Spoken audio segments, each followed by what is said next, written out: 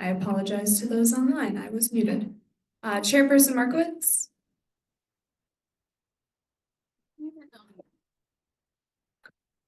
Parliamentarian Lunger.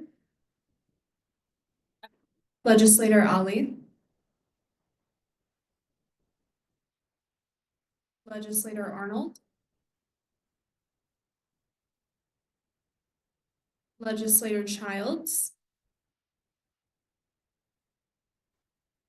Legislator DeVore. Legislator Drizwicki. Legislator Iveza. Legislator Iveza. Legislator Maku. Legislator Mays.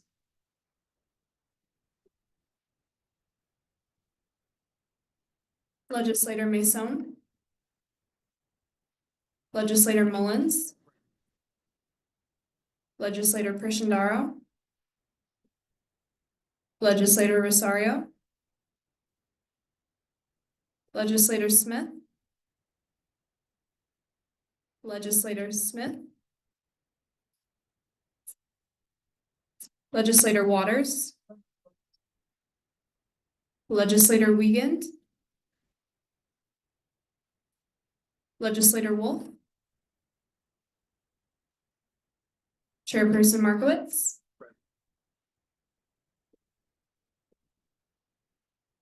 Alrighty, with that, we meet quorum. Next up on the agenda, we have our land acknowledgement. We recognize the wrongs done to those forcibly removed from their homelands and commit to fostering an environment of inclusion that is responsive to the needs of First Peoples through our words, policies, and actions. Next up on the agenda, we have the approval of agenda. Is there any motions to amend the agenda at this time? All right, seeing no motions to amend the agenda at this time, we will now move to a voice vote. Is there any nays at this time? Any yays? With that, the agenda has been approved. Next up on the agenda, we have inauguration. This is presented by President Garcia. You have the floor.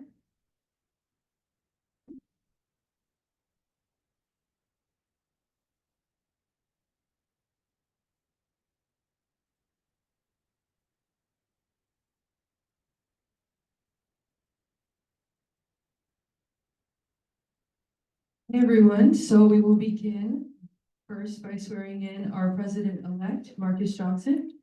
I do want to make just a quick disclaimer for everyone here, that although we have our inauguration today, the beginning of the next administration will be on May 1st, just so that everyone is clear about when their term begins. But since this is the last general body meeting of this administration, that's why we're doing our inauguration today. So Marcus? Alrighty, so do we have the Robert's Rules book?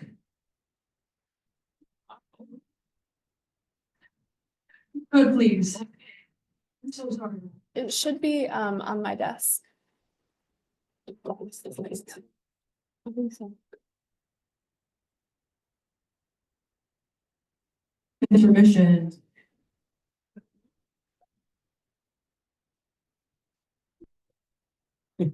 That's a pictures problem. It's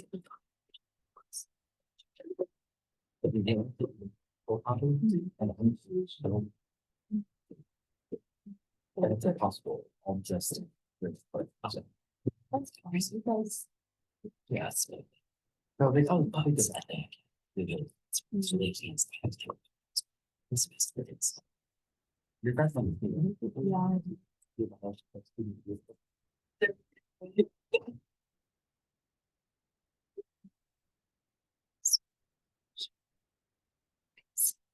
Yeah, actually, that's what I was saying.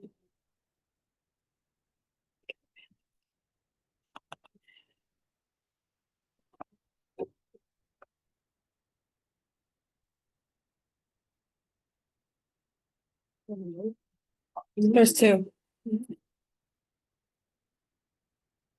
Oh, yeah.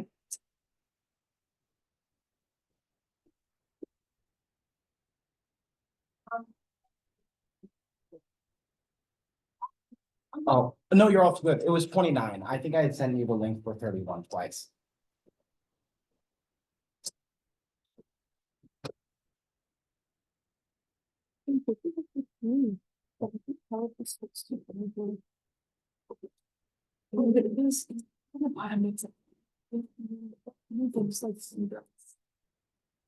What is the people sending it?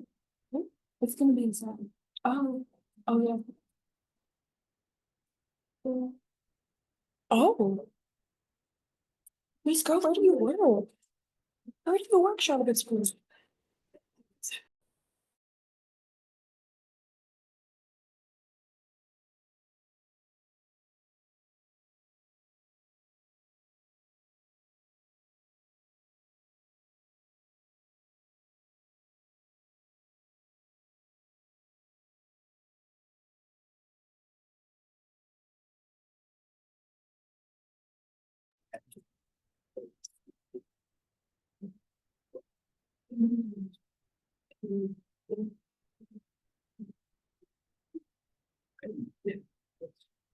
Alrighty, we will now begin with the inauguration, and I'll be swearing in our president-elect Marcus Johnson. I will say a few words and then you repeat after me. But is it okay? Okay. Yeah, I just. Okay. I say your name. Do solemnly swear to faithfully execute the office of president and will, to the best of my ability, uphold and preserve the mission statement, Constitution and bylaws of the Open University Student Congress.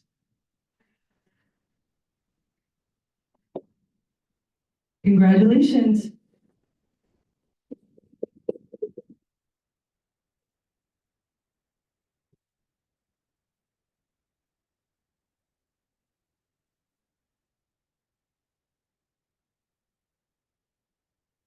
President-elect Marcus Johnson will now swear in our Vice President-elect, and then you will swear in our legislators. So I'll hand it over to you.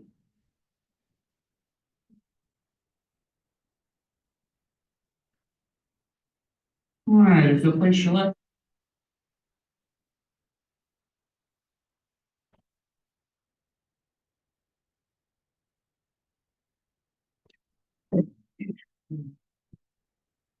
Again, repeat after me. I, Neil do solemnly swear that I will faithfully execute the office of Vice President and will, to the best of my ability, uphold and preserve the mission statement, Constitution and bylaws of the Oakland University Student Congress. There we go.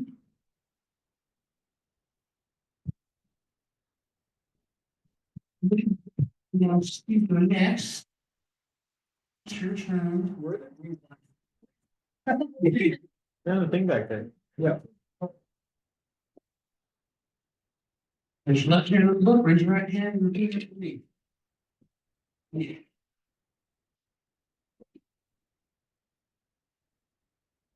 Let's see. I, Clover DeVore, do solemnly swear to faithfully execute the office of Speaker of the Legislature. Will, to the best of my ability, uphold and preserve the mission statement, Constitution, and bylaws of the Oakland University Student Congress. Booyah. We have a host of legislators that get to swear in next. So if you have been duly elected as a legislator, make your way to the front. Please. Oh, yeah. It's a pleasure. Thank you.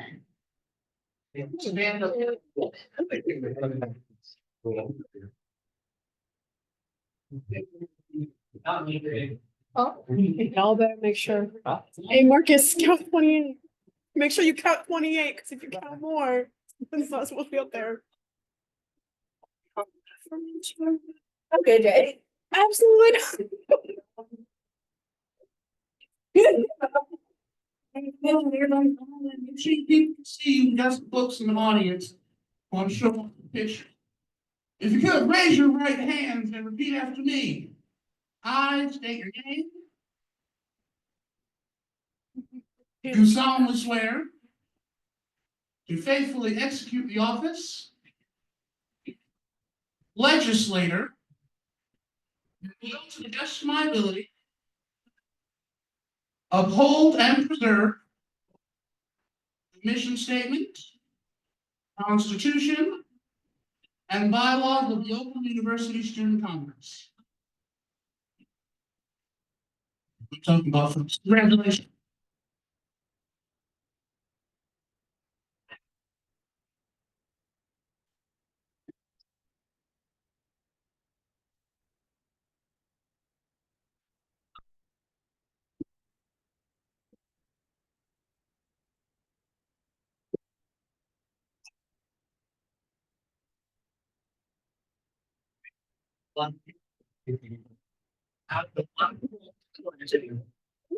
There, because I knew you would say no.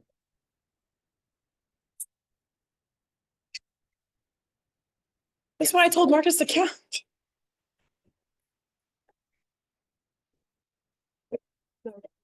We're rolling up there.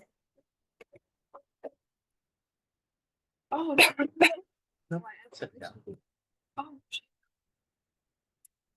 Hi, everybody. I'm gonna let you know now, I was informed 5 hours ago by President Johnson that I would be giving this speech, so I don't have much of, a whole lot prepared to give you, but I'll just take myself a little bit. Hi, my name is Clover DeVore. I've just been elected Speaker of the Legislature. I've been serving as the legislator for the past 8 months, however long October was ago. Yeah, I'm very proud to be able to be up here. Just a year ago, in April, I was here for, I think it was one of the go for the gold events, the orientation events.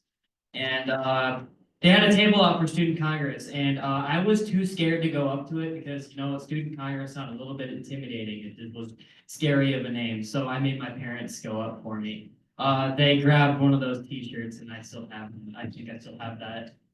Yeah, Rose is actually the one tabling there, so she remembers meeting my parents way back when.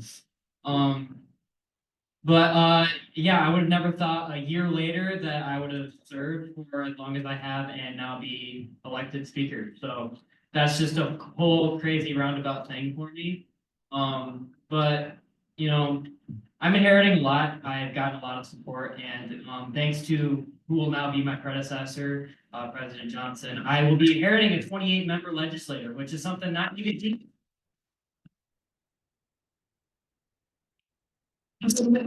Having that election is crazy, especially considering in that same election, we just voted to lower it to 25. But I'm very ready to work with all of you with the very large student congress we will have. And you know what, let's get some work done. You know, we got a couple weeks to prepare, but I'm more than ready to be able to work with all of you. Thank you.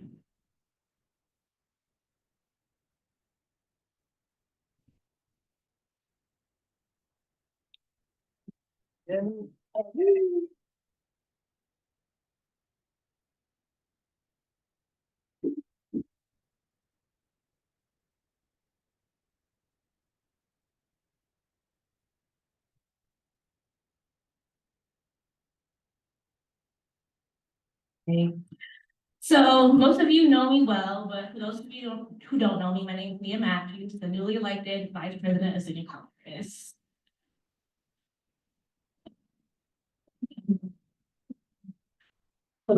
I wanted to thank everyone who voted for me and for our slate because I wouldn't be here in this position without everyone who participated in elections and who voted for us. I especially want to thank my parents, my mom included, because they pushed me really hard to run for VP, and Marcus knows that I was very, very hesitant to run. But I also want to thank Marcus who asked me to run and have the confidence in me that he trusts me to be his VP. And I also want to thank our campaign manager, Lucas, because without Lucas, I don't think we would have had a campaign. No, we wouldn't. Lucas did a lot for our campaign, and even though they can't be here today, I want to thank them and make sure they got all the credit they deserve. And to all my opponents, I want to thank you, and I wish the very best for your future wherever you guys go. So, thank you. And so as vice president, I will work to ensure that Student Congress can expand its outreach and impact. And our slate has already started working on our summer plans. So I hope we can all work together to our goals in the future. Thank you.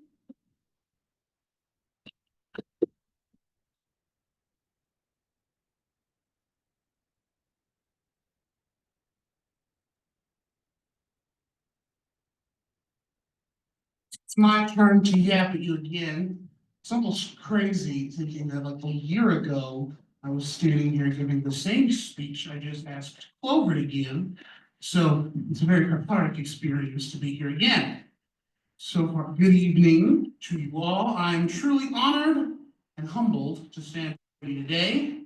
This moment isn't just about one person or 30 people taking a title. It's about what we can achieve when a community stands together, when ideas are shared, and when every voice is given the chance to be heard. When I decided to run for this role, I wasn't just running for a position, but for a purpose. Purpose rooted in the belief that every student, every background, every story, yes, deserves a seat at the table. And no matter where you come from or what challenges you face, you belong here and you matter. Our mission moving forward is bold but simple: to listen, to act, and to uplift. We're not here to simply manage what already exists, but we're here to build something better, create new opportunities and challenge old assumptions, and lead with heart and integrity. This isn't just my work to do, it's all of ours. And I am excited to take these next steps with all of you, because together we will rise to meet the challenges ahead, celebrate our victories, and more importantly, never lose sight of the people we serve. Thank you for this opportunity, your trust, and for your belief in what's possible. Now let's get to work.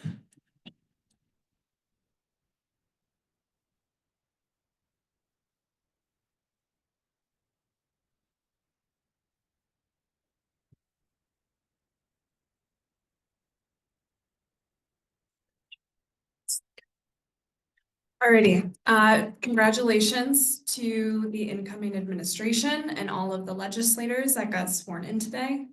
It's very exciting stuff, and I look forward to seeing what Student Congress looks like and everything that we do next year. With that being said, we will go ahead and proceed with our agenda. Next up on the agenda, we have guest speaker. We do not have a guest speaker today, so we will move on to announcements. Under announcements, we have the 24-25 Judicial Annual Report. This is presented by our Judiciary Chair, Chairperson Smith. You have the floor.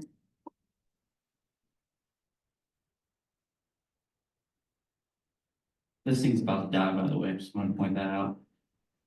So yes, this is the annual judicial report, which has not been done since, I want to say, 2017, 2018, if I look through the archives correctly. And I prepared this to present it to you all to essentially just update everyone on stats regarding absences, grievances, everything that happened judicial-wise this term. I'm not going to be going through all of it because it's 16 pages and I'm not going to waste everybody's time like that. If you want to read the full thing, I can send a digital copy to you, or I can print one out for you and give it to you. But with that being said, I will start.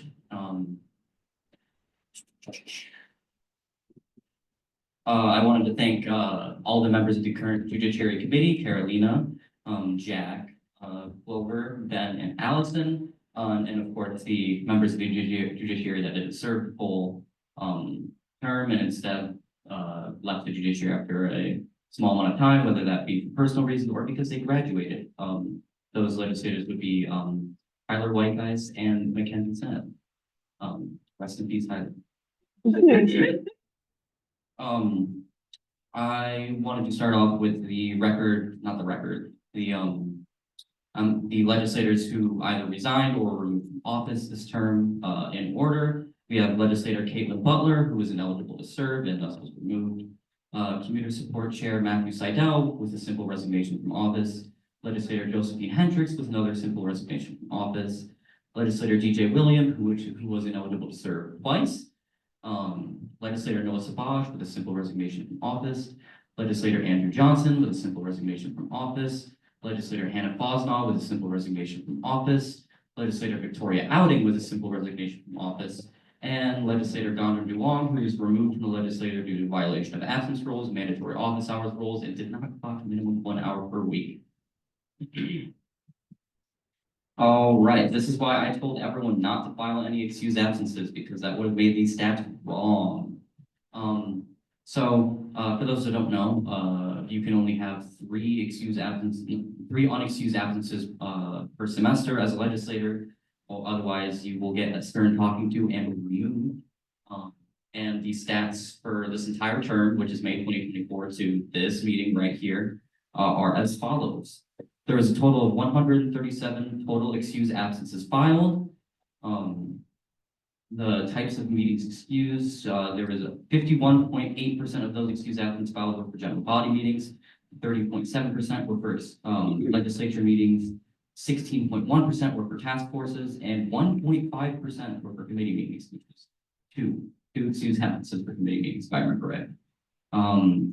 Unexcused absences, there was 102 total unexcused absences out of 226 absences total, which I believe is just under half.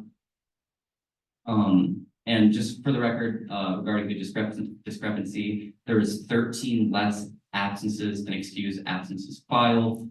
A lot of that is either because in a very few couple cases, excused absences were rejected. Literally every single time this happened was because people filed an excused absence after a meeting had already taken place, which starting in January, I did not allow.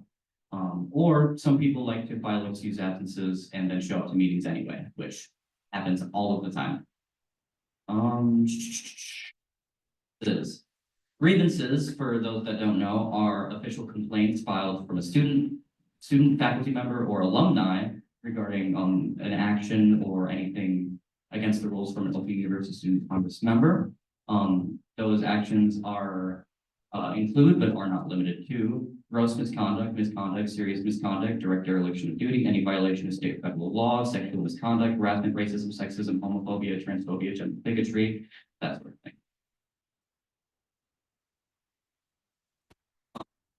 For my role as judiciary chair this year, I wanted to take an approach of rather just going through our process of like the general judicial process and handling things that way. I've tried to mediate things between people as best as possible, because at times a lot of us are just really young and are just they just don't get along with people at times. So we want to mediate those situations as much as possible rather than just going through any official process. This term, there has been 13 grievances filed. 2 of those grievances have been dismissed by me. 6 of those grievances have been mediated and thus closed. 3 grievances were withdrawn by the people who filed. 2 grievances were put on hold, and for the record, grievances that are put on hold don't have to ever be not on hold. They can sit there forever. And 0 grievances made it to a hearing, which I'm personally a big fan of. Inquiries. Inquiries are things that any member of the Open University student body or member of Open Student Congress can submit to the judiciary chair regarding our constitution, our bylaws, the meaning of certain things, and like how student Congress acts, and according to how student Congress acts relating to how our bylaws say we're supposed to act. 2 inquiries were submitted to the judiciary chair this term, and the following are these inquiries. On June 26th, there was a constitutional challenge issued by Speaker of the Legislature, Marcus Johnson. The question was, does the Constitution explicitly mandate the Student Congress to hire a financial director? in a decision which was 2 votes in favor of us needing one and 1 voting against. The committee essentially heard testimonies from Speaker Johnson as well as President Garcia, hearing opinions, and then we looked at the Constitution, what our bylaws say, the exact language of it, and we decided, yes, we do need it higher. The Constitution said we do. I don't think it does anymore, now that the amendments have been passed. If I remember right. Our second constitutional challenge, also issued by Speaker of the Legislature Marcus Johnson. It was issued on December 3rd, 2024. And the question was, should the Speaker of the Legislature be separated from the traditional slate during annual elections and instead be elected by the legislature once a new presidential term begins? The Judiciary Committee voted unanimously no. The reasoning behind that is we came to a consensus saying that the Speaker of the Legislature being separated from the slate was not only unnecessary, but usually not all of our spots are filled in elections. This election is very out of the ordinary in that regard. And we thought it would be a disservice to not allow the students to have a direct voice to at least that full. So we decided that no, the Speaker of the Legislature should not be separated from the traditional slate. And our 1 legislative removal was issued by me. The hearing date for that was February 14th, and it was regarding the removal of legislator Don Duong for the reasons previously stated. It was the Judiciary Committee voted unanimously to remove him, and the Judiciary then recommended that the legislature remove him, which he was. Judicial initiatives when it's done, I promise. I know this is boring. Excuse me. A large theme of the Judiciary Committee I tried to put forward this entire administration and my year serving as Judiciary Chair is reforming our bylaws, ensuring they make sense, and a lot of our rules that shouldn't be there anymore or rules that just don't make sense will remove. I spent months, I want to say June to December, reforming just Appendix 1 of our bylaws, and they still need a lot of work, to be honest. So whilst I put in a lot of work to form my bylaws, I still think that they need a lot of work next term. And I also think that other appendices of our bylaws also need work, which me and President-elect Johnson have talked extensively about, just because of how garbage some sections of our bylaws really are. There. A lot of things. Excellence. Our Constitution's cool. The one thing I have had to do as Judiciary Chair is really build up a framework of how things are supposed to work and when. When taking my office, it became very evident to me that I didn't really have much of an infrastructure to build off of, so I had to build it all myself. So I spent the entire summer doing that. And now I'm very happy to say that any person who takes the office of Judiciary Chair will have a complete framework and infrastructure on how to do everything. And I'm a lot of work, but I'm very happy to leave that behind. Let's see. 2 other initiatives that weren't really able to get done due to extenuating circumstances was I was working on like a little cheat sheet for our bylaws for new members and just public to read through, so they don't have to navigate through what is just a very mind-numbing thing to read that is Appendix 1 of our bylaws. It was a lot of work. I wasn't able to get it done, but here's hoping for next to happen. Another thing that I wanted to get done is a software that would automatically submit excused absences to the Judiciary Chair, and they would automatically approve that and be sent back to them, yada, yada, yada. An entire automated process that would make my life a lot easier. Unfortunately, I'm a political science major and don't know how to code Word. So unfortunately, that's not something I can really get done, but it's something I want to explore more next administration. Fortunately, it wasn't something that took precedent.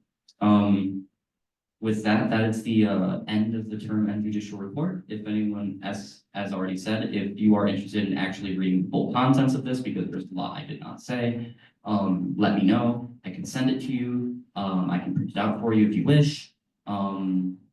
But with that, is there any like questions? Comments, concerns? Thank God. Thank you. Right.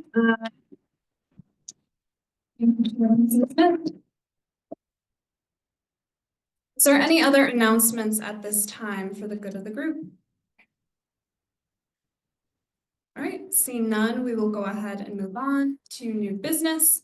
First thing under new business today is CR 6712. This is presented by Director Lehman Pace. You have the floor.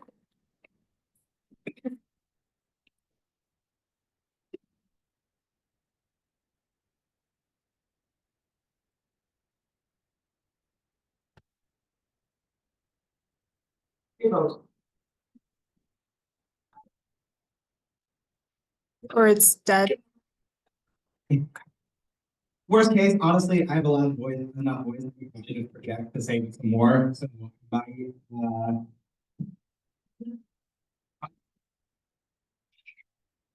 Can we just keep it on for now? Yeah. you hear me, I can do, all at a time. So, I had to update this bill today. Because, according to an Oakland Post article, pull it up really quick. My information was outdated, and now 4 Oakland University students have had their visas revoked. What reason have they been given? Pretty much none.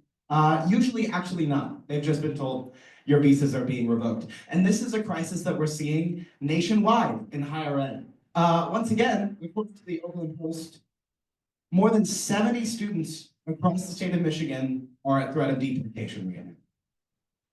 A few weeks ago, or actually last week, the Supreme Court voted 9-0 that the Department of Homeland Security had illegally deported a US citizen to what is basically a gang prison in El Salvador. And now El Salvador is claiming that we do not have the authority to get them. This is a dangerous time right now that we're living with. And I'm acutely aware of the fact that Oakland University has a massive international student population. And not only that, we have a very diverse student population. If we can scroll a little bit down, also, if you want to add yourselves as a supporter, anyone can add it. In the past month, Immigration and Customs Enforcement, or ICE, has been using plainclothes officers to round up students from college campuses. I trust you all saw the video of the grad student being abducted from Tufts. All of the ICE agents were just in coats. They didn't have a badge. They didn't even have an ice jacket on. They were just wearing a regular winter coat. And what's the difference between that and a normal abduction? I say nothing, because these are legal residents.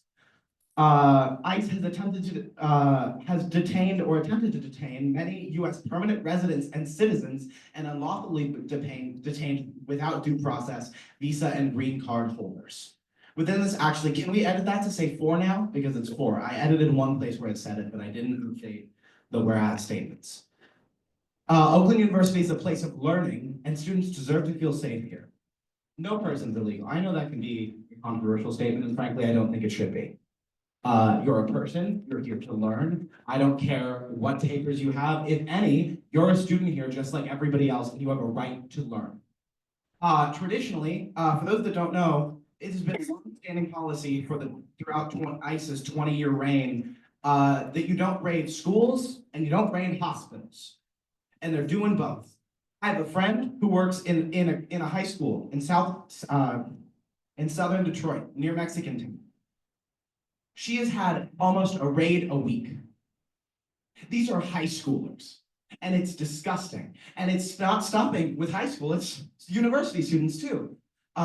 You'll notice with the other whereas statements, honestly, ICE has a history of racial discrimination. There have been multiple news reports out of the Dakotas and Montana of Native Americans being pulled over. Who has more of a right to be here than a Native American? I'm serious. No person, and the goal of this resolution is to make sure that Oakland University stands with students and stands within their legal rights to not comply or cooperate with Immigration Customs Enforcement, the Department of Homeland Security, or any organization that seeks to deport a student without a court order. Because for those of you that don't know, the reason why we give out those little red cards is because you do not have to comply with any law enforcement agency unless compelled to do so by court order. They can tell you, tell me who's in your house, and you do not have to do that. They can say, tell me where this person is, and you do not have to do that unless they show you a court-ordered warrant. And that's, I guess, what this resolution is intended to do. If we scroll down a little bit. Legislator Mullins actually commented on the Oakland Post story, so much for not having ICE on campus. And I agree. I think that it's a problem that we do have the possibility of having ICE on campus. And I'm glad that the legislator brought up the point that we need to make sure that Oakland University stays an ICE-free campus unless mandated to have one here. So we stand in solidarity with immigrants at Oakland University and within this nation. We are appalled at the revocation of student visas by, or my bad, I guess they didn't say it. I know sometimes Google Docs will be like, oh, you left the doc open? We're not gonna say that. For OU international students. We, as Oakland University Student Congress, will not cooperate with the demands of ICE or any other agency seeking assistance with deportation or harassment unless compelled by court order. We urge the university to work swiftly in the interest of students through lawsuits and legal challenges if necessary to stop the termination of legal status of scholars without due process. We will push for OU administration to implement the same policy to ensure that Oakland University remains a place of learning, not fear. We will meet with Oakland University Police Department to discuss becoming an ICE-free, I changed the wording of that like 4 times, so that's why there's an and before ICE-free. You can cut that, that would be cool. And encourage them to address this terrifying phenomenon. There is precedent for this, and it is the university's duty and obligation to ensure the safety of its students, and assisting in the harassment of its students fails this mission. We call upon Oakland University to maintain the enrollment status of international students who have had their visas revoked, had legal status terminated, been detained, or been deported. These students ought to be permitted to continue their studies remotely. Again, there's precedent from this, and this one comes directly from the American Association of University Professors. Finally, in mentioning that, we reaffirm and stand with the AAUP's public letter that Oakland University should not turn over personal student information into response to Title VI investigations. A lot of these orders are in legal limbo, folks. If something's in legal limbo, they can try to force you to comply, but until a judge says, yes, this is okay, yes, we can do this, you don't have to. There's no obligation here. So all we are doing with this resolution is reminding the university of its duties to its students. People's lives are in the stake, are on the line. People are being deported to countries they've never known. What is America? America is meant to be a place of opportunity, a place of growth, a place where you can better yourself. And how can we do that if we are sending people God knows where for God knows what reason? So I hope that you all join me and pass this resolution. Do I have any questions or comments at this time?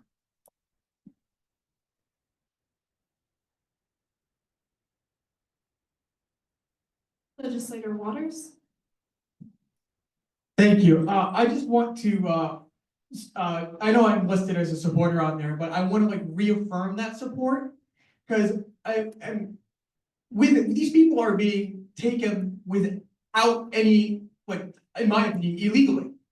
And I feel that it's just frankly criminal that people are being, I mean, this is a very personal issue to me. This is an issue I care about a lot.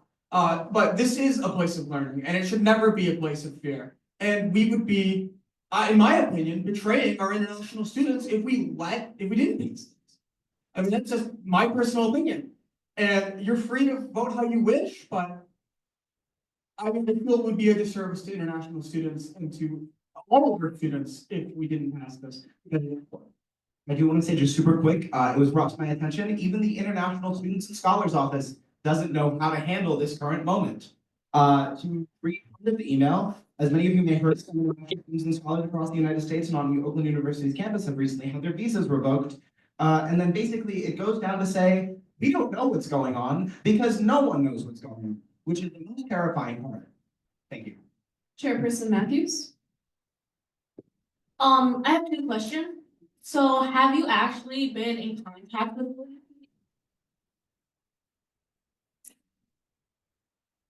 He died. I have not, but I'm hoping that we can have a dialogue, actually, I guess with your incoming administration and with, student congress going forward.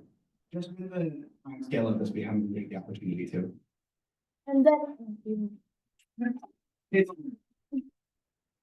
And then my second question is, do you think that the strategic response team would be something that you'll want to collaborate? I would love everybody, but if you right. Have any students on the team, I would like to get you. But no, I think if we can get aligned. Now we. All, like, it's so big, things, right? Fine. Legislator Wolf? I think it is important in this time to act boldly, and to take meaningful action and to rally ourselves against these terrifying times. Any history or political science majors, you know, probably already know this, or just in general, because of the notoriety of such a tragedy. In Nazi Germany, preceding the Holocaust, leading up to it, as they were preparing to do so, they began to challenge the legal status of Jewish Germans and other minorities and ethnic groups within Germany, and they began to, you know, revoke direct citizenship of Jewish Germans and began to put them on to, you know, these secondary citizenship, essentially. And then they were subsequently deported to many, to rather hostile places that weren't happy to accept them, with no jobs waiting for them, no homes waiting for them, without their bank accounts being able to be transferred. And I think it is important to look back to the past to prevent it from occurring again.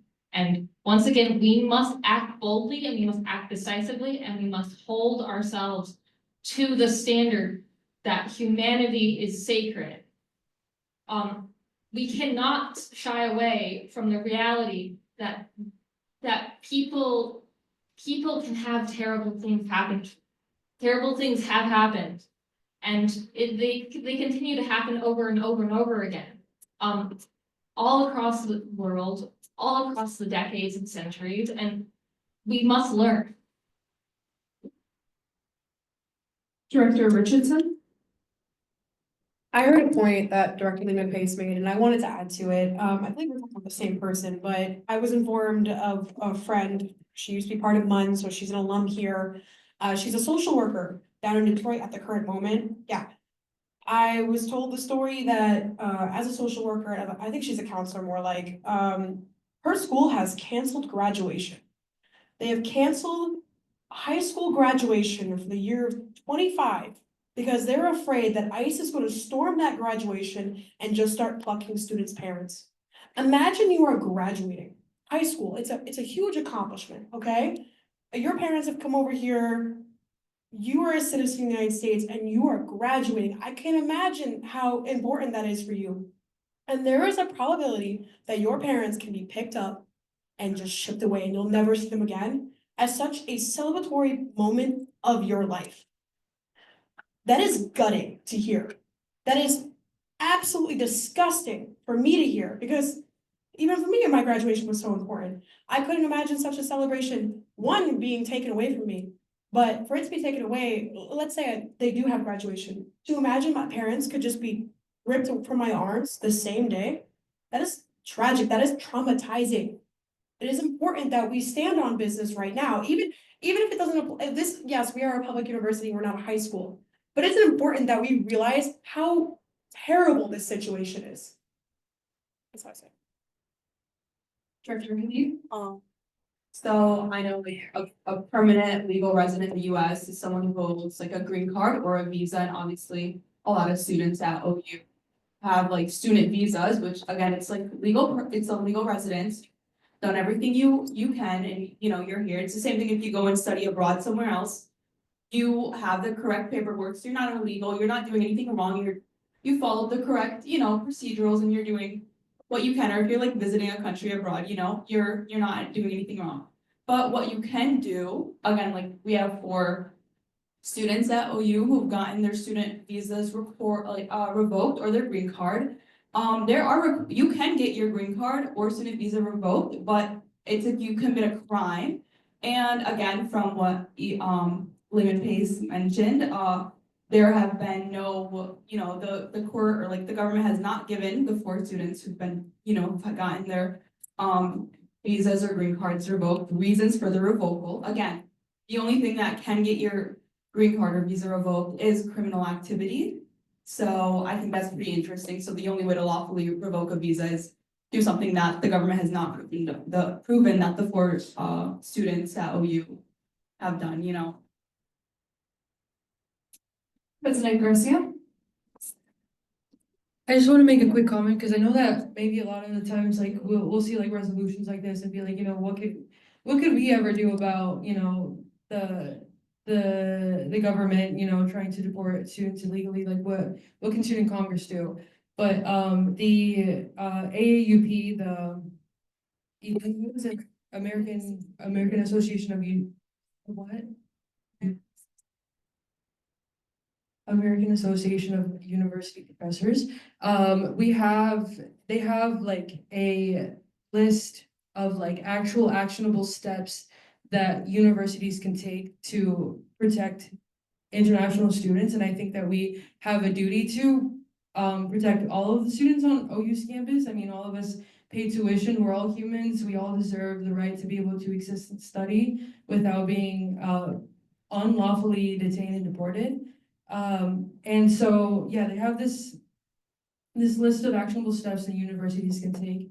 And they have forwarded this to President Peskovitz, but I think that if we want things to actually come true and come to fruition and protect the students that you're paid to serve, I think that passing this resolution can mean a lot. And especially if we send it to, President Peskovitz and anyone that we need to send it to, and show that, hey, this is just a reminder of the things that you need to do, and the students stand behind it. So you already heard a lot of what I feel about this last general body meeting as well.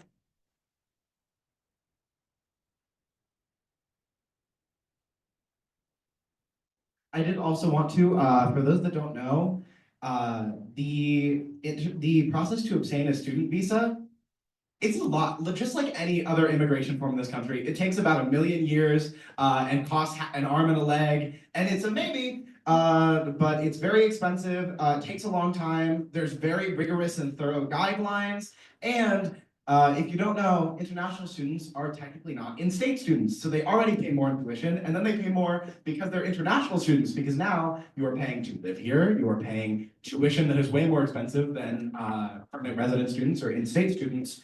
And sometimes it can be almost twice the amount of an in-state student to be an international student here. So not only are they paying a lot more, but they're way more at risk and have to, frankly, be a lot more lenient than someone like me.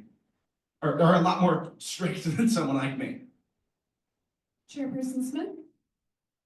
Thank you very much. I'm gonna keep this brief because I know we've been talking about this for a hot minute now. We've known this is gonna be, we've known that this is gonna be on the agenda for the past week. I've known about this resolution existence for the past like a month and a half.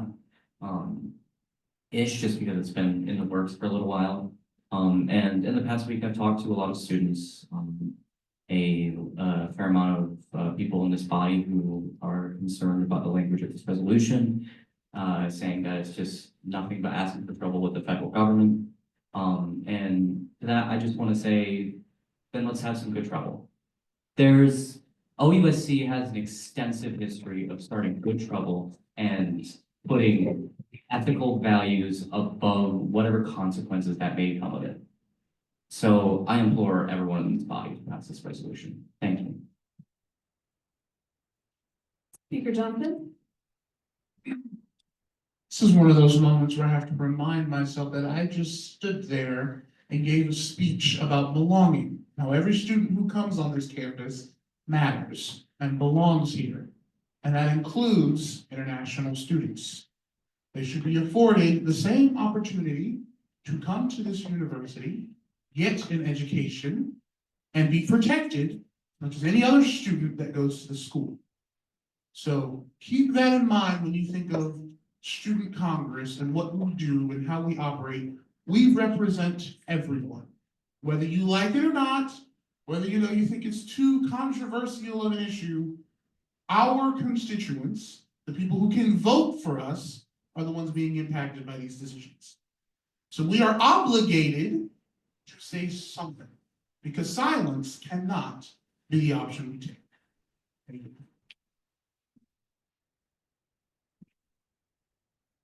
Director Skinner? I was saying, I know a lot of people might think this might be controversial, but this bill is not that controversial because it's simply reminding the OUPD, who are supposed to uphold the law, to simply follow the law. And a lot of what ICE is doing is not within. Like people off the street, like the KGB or something, and sending them off to gulags or whatever. It's scary, frankly, because what if I say something the government doesn't like? Am I gonna get shipped off to like a slave camp in El Salvador? I don't know. It's very concerning. And I think reminding the OEPD that they should follow the law and only do what the court says, not what some like Homeland Security bureaucrat says. I think that's, I don't know, I think this is pretty common sense to pass. President Garcia? So a lot of the people that I've heard speak today are in support of this resolution, but I do know that not everyone agrees with it, so I'm just wondering if there's anyone in the room here who disagrees with it, if they could contribute to the conversation so we can get that out of the way, but suggestion. Director El-Shajawy? I think I will give them a moment to anyone who'd like to respond to what President. Yeah. President. President, I'm so president. Garcia. A moment for someone to respond to what she said. Chairperson Markowitz? I support this bill, but in terms of playing devil's advocate here, I would say the only things that I would see as potentially being disagreed upon is like the strong wording of like the appalling language, that if we wanted to just keep it concise and say that people that are here legally as students are being deported, and like just leave it at facts, I think that would be the only thing that would maybe get pushed back. But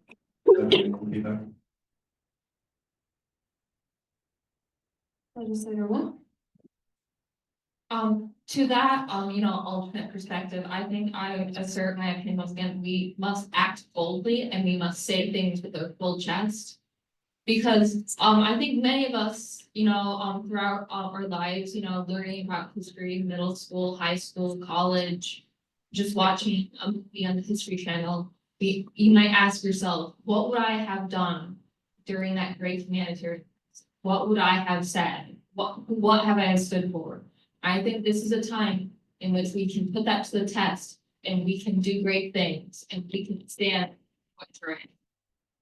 And it should be done unabashedly. It should not, we should not be mean. We should not just allow the federal government, quite frankly, to control what words we can or not use. And to decide for us what is, what is best. I think the people know what is best for them. I think the people know what they want, we don't need to be told. We don't need to be controlled.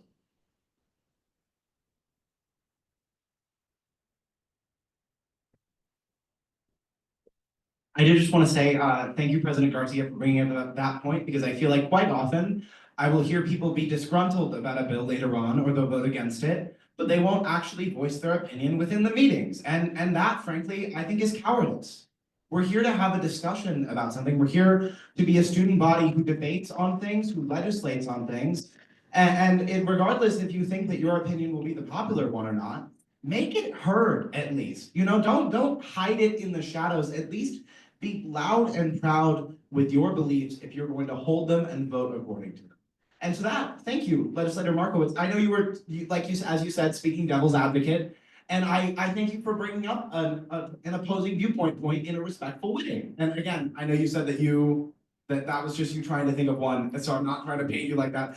I appreciate it, and I think that we need more examples of people willing to do that, to bring up, hey, this is another angle on this, this is how this could be perceived, this is how someone could argue this. And with that being said, I know that there are going to be rumbles like, oh, well, why are a bunch of non-international students weighing in on international student affairs? Aren't we stepping on their toes? And to that I say, it is the responsibility of those who have the ability to speak out to speak out.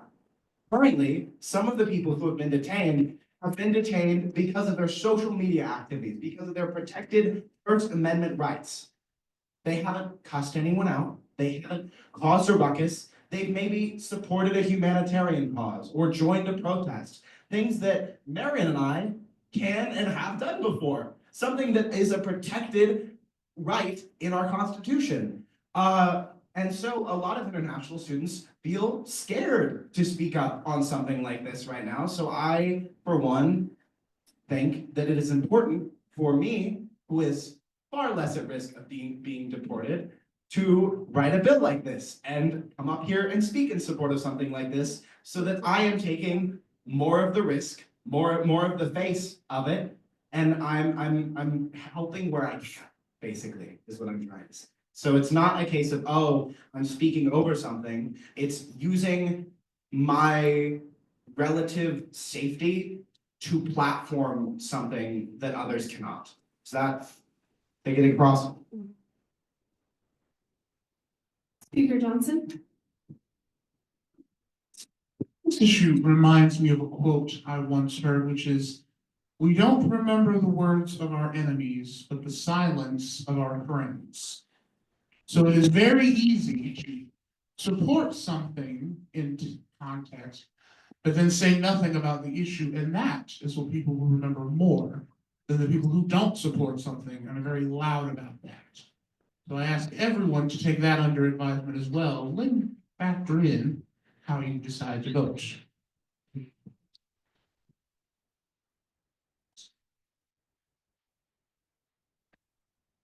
It's okay, the computer would. Is there any other comments or questions regarding CR 6712 of this? Director Hadid? Again, I'm very, very passionate about this issue because I'm a child of immigrants. So like, obviously I want this bill to pass for the good of the community. And again, like majority of people, I think we didn't meet quorum last time because the amount of abstain. So again, I'm just like curious on why so many people abstained and what we can do today to prevent it.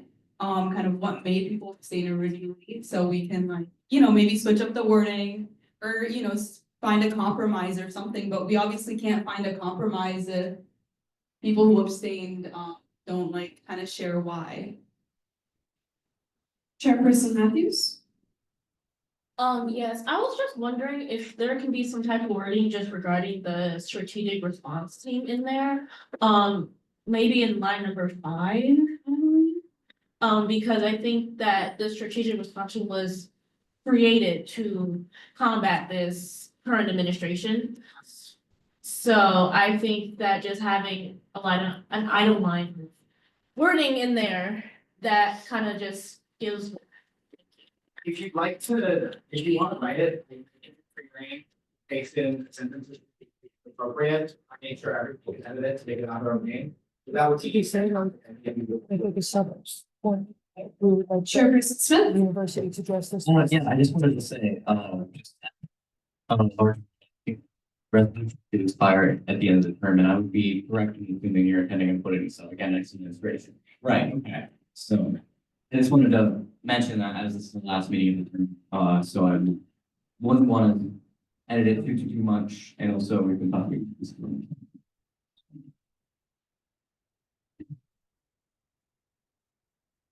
Yeah.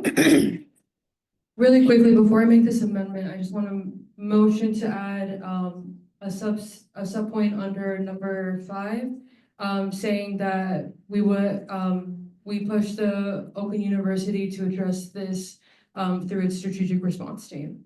Is there a second for that motion? I can write it. Oh, okay, I can. Okay. Is there any other questions, comments, or discussion regarding CR 6712 at this time? Director Anjanelli?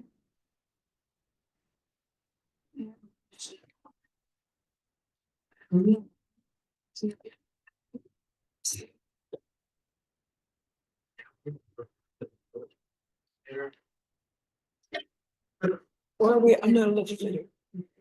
My comments.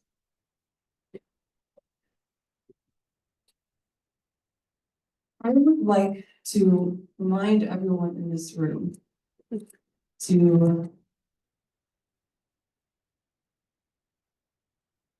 realize the weight and power that you actually hold, and not to take yourselves unseriously. Yes, we're students, right? We're at university, we're just living our lives. Some of us are 19, some of us are 20, some of us are 25, whatever it may be. Just come to campus, you have fun with your friends, you're working with your friends.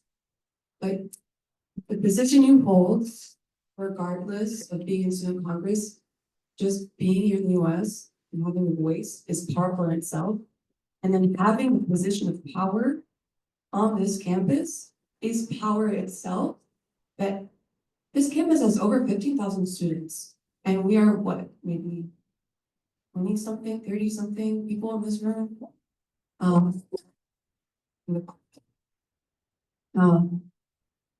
So the weight of the responsibility that is on your shoulders is you are serving all 15,000 students in all their different situations, all the different concerns that they have.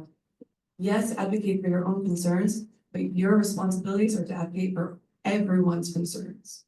So in this role, you cannot think of only yourself, because this is not what this job is made for. And your voice is so much stronger and powerful than that. And your voice here will change people's lives. And your silence here has already changed people's lives. And it will continue to do so. So make whatever choice that you're going to make, but make it understanding what you're doing. Thank you. Yes, and then we will go ahead and end discussion. This is the last question we're gonna take because we are long over time, but legislator or chairperson Bubble. This might sound a stupid question, but I'm reading there, we call upon Oakland University to maintain enrollment status of international students who have had their visas revoked, have legal status terminated, been detained, or been deported. Been deported illegally or legally?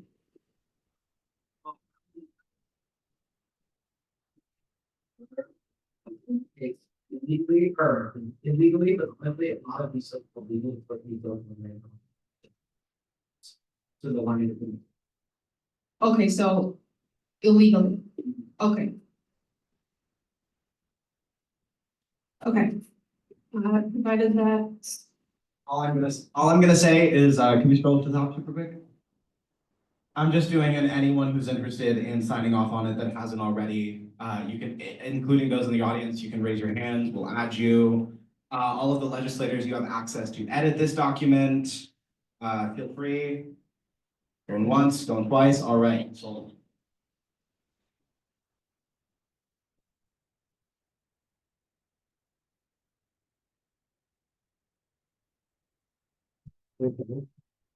Alrighty. So with that being said, is there anybody who is not currently listed as a supporter that would like to be added before we move to a vote?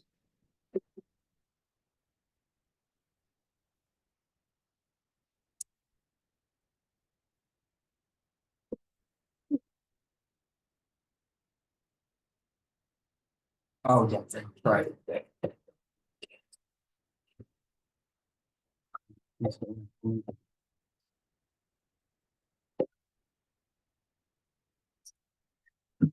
That's not right.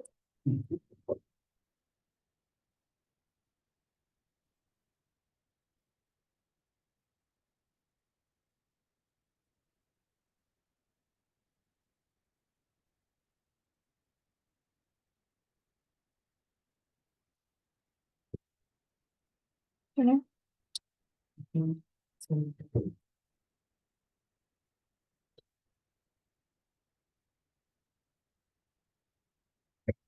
just gonna take my hands off and let you manage Director Lehman Pace. There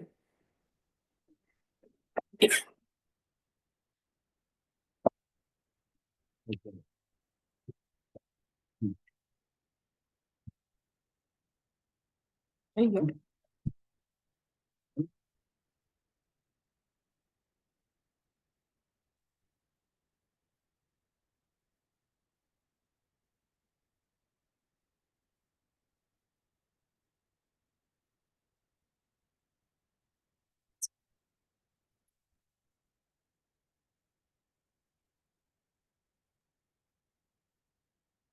I really wanna know what makes Google do the like paste bubble where Are it we- like links to. Ready? Yeah, I think we're good.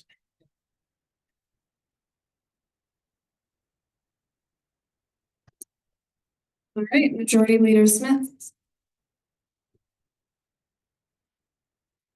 Chairperson Smith. Legislator DeVore. Legislator Mullins. Legislator Rosario. Legislator Waters. Legislator Wolf. Speaker Johnson. Chairperson Valdez. Chairperson Markowitz. Parliamentarian Lunger. Legislator Jozwicki. Legislator Ibeza. Legislator Ibeza. Legislator Maku. Legislator Mason. Legislator Prishandara.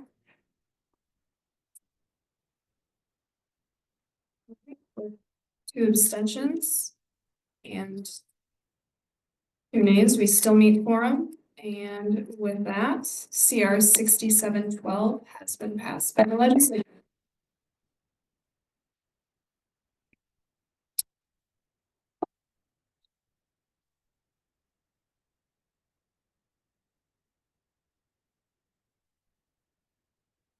Goodness.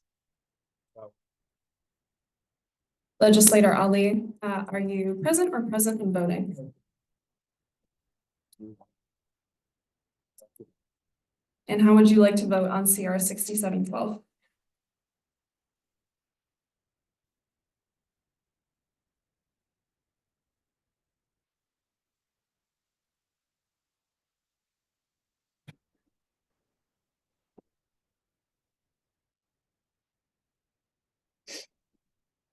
All right, with that, CR 6712 is passed by the legislature.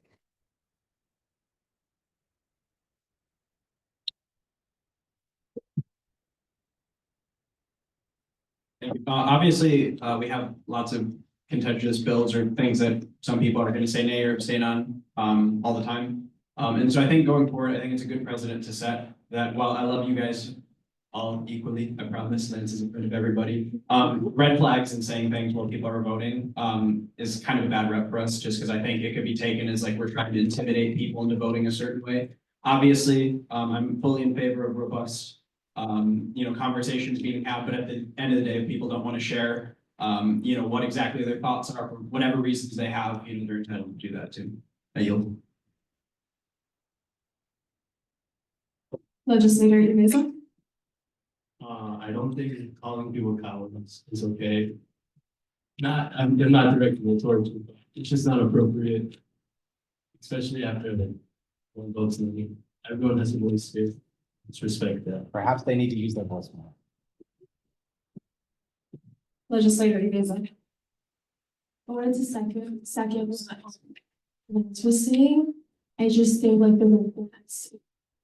And that's why so many people have trouble speaking out in meetings. Like you guys were all here. Like you guys saw that no one came in that position and no one felt free to speak out because the way that certain people behave. Just feel like, yeah, moving forward as like let people vote how they want. You're gonna vote how you want. maybe we disagree, but, it's not, it's not like time or the place. We have to maintain Robert's rules and everything, that's just like not the time or place, and you have to realize that you're representing the student body, and a lot of people disagree too, so, yeah, I would. Okay, provided that we are not currently in a discussion time. Okay. Yeah, we're gonna return to the agenda, to. Today's agenda.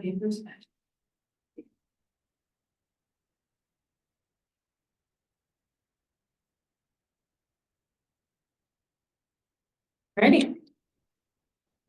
Next up on the agenda, we have old business. First up under old business is CB 6733. This is presented by legislator Prishandaro. You have the floor. Oh, yeah.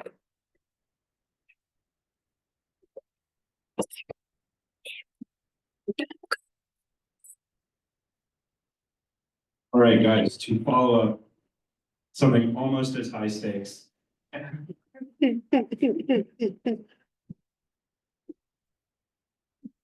If you remember from last week, this is my bill to fund some additional equipment for the student organic farm. Could you, go to the equipment table? Sweet, thank you. So to briefly summarize again, the items that this would be purchasing for the student organic farm, what we have is a sink and faucet for washing their produce, which goes to, again, they have a produce stand. The salad. Salad pallets. Yeah. Salad pallets, thank you. This would allow them to like just clean their produce that they're harvesting and selling, which produces funds for the farm. Much more efficiently than they currently can, and just really adds to what they can do there. And then if you scroll down, we have a cart that was specifically requested by Dr. Hansen for moving like freshly, potted seedlings around. She showed me, Dr. Hansen, the equipment that they currently have for moving stuff around is like hand-built wooden like tray tables on wheels, and it's extremely inefficient, and this would just be incredibly helpful for them. So again, if you can return to the book. It is, short and sweet, creates a new line item and transfers $2,000 to that line item for buying this equipment. And I think for formatting, at this point, you're supposed to delete my link at the bottom. Is that right? Sure. All right, so that's the bill.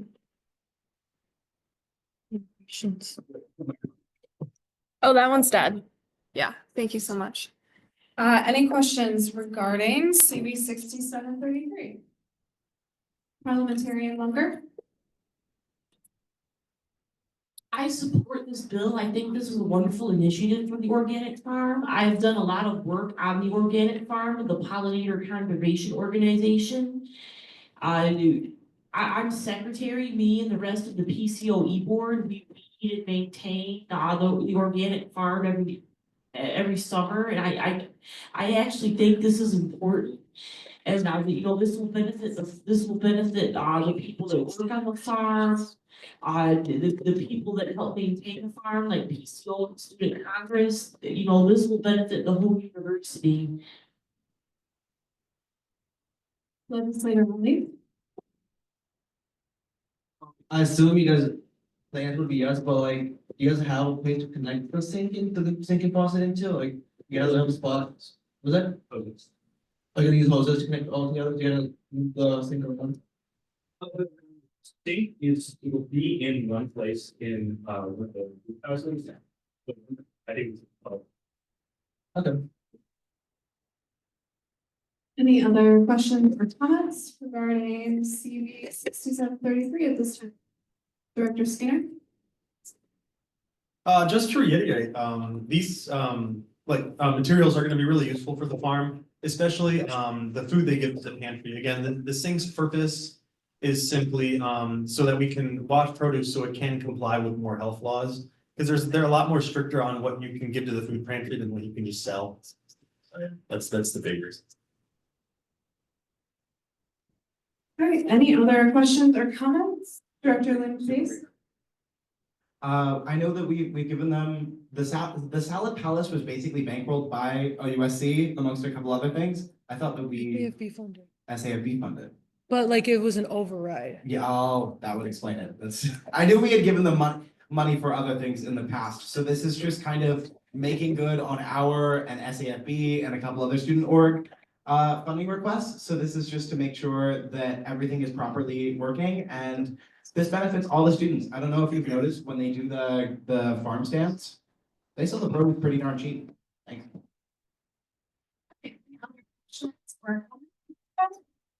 Advisor Miller? 2 years ago, through OUSC, but paid for by SAFB, there was $66,000 transferred over to the organic farm.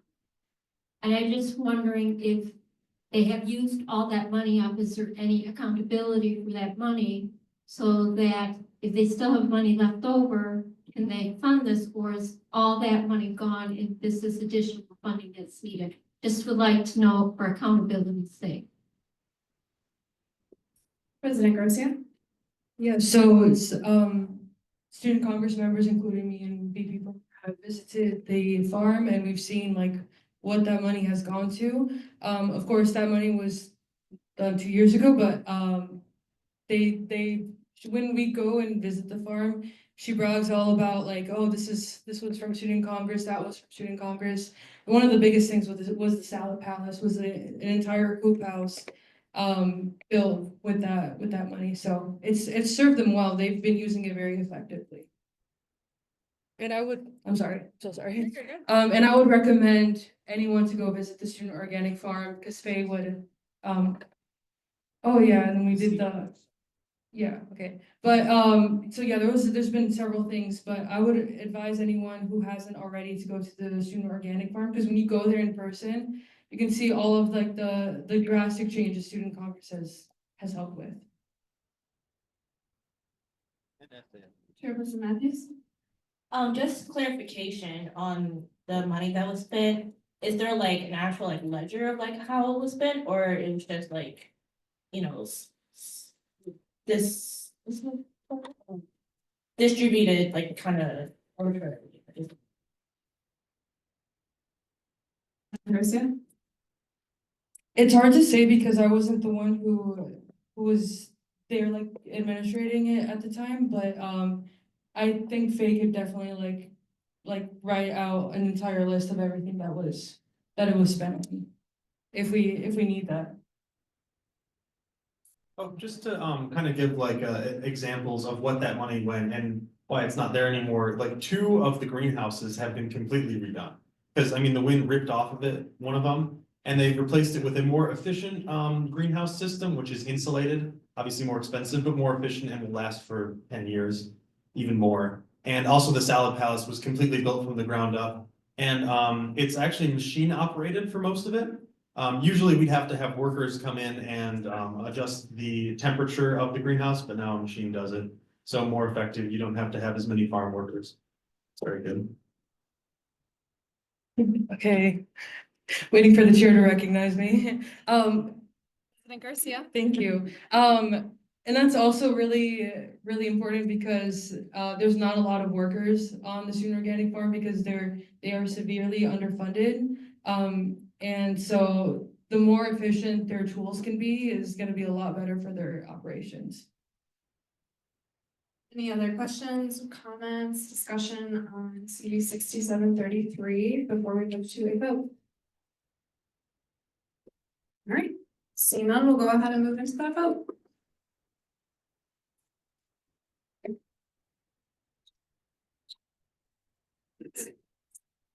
Majority Leader Smith. Chairperson Smith. Legislator DeVore. Legislator Mullins. Legislator Rosario. Legislator Waters. Legislator Wolf. Speaker Johnson. Chairperson Valdez. Chairperson Markowitz. Parliamentarian Lunger. Legislator Ali. Legislator Drzwicki. Legislator Ibeza. Legislator Ibeza. Legislator Maku. Legislator Mason. Legislator Prashadaro. And with that, CB 6733 has been passed by the legislature.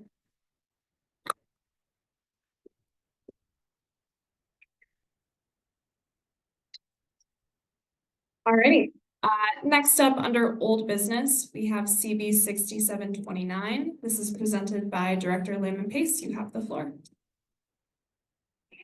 Oh, yeah, microphone. So these ones are the election bylaws reforms that we've talked about at length. They were talked about at the legislative meetings, or legislature meetings. They've been talked about at gen bodies. Which one was this? This is Appendix 3, right?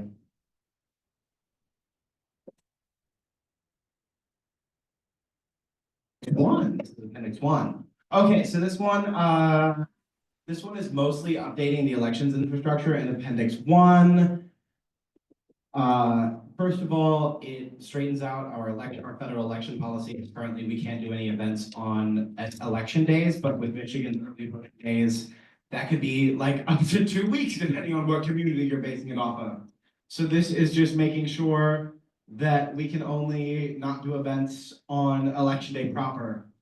Additionally, this is moving the allocated funds section out of the sustainability section of the bylaws and making it its own.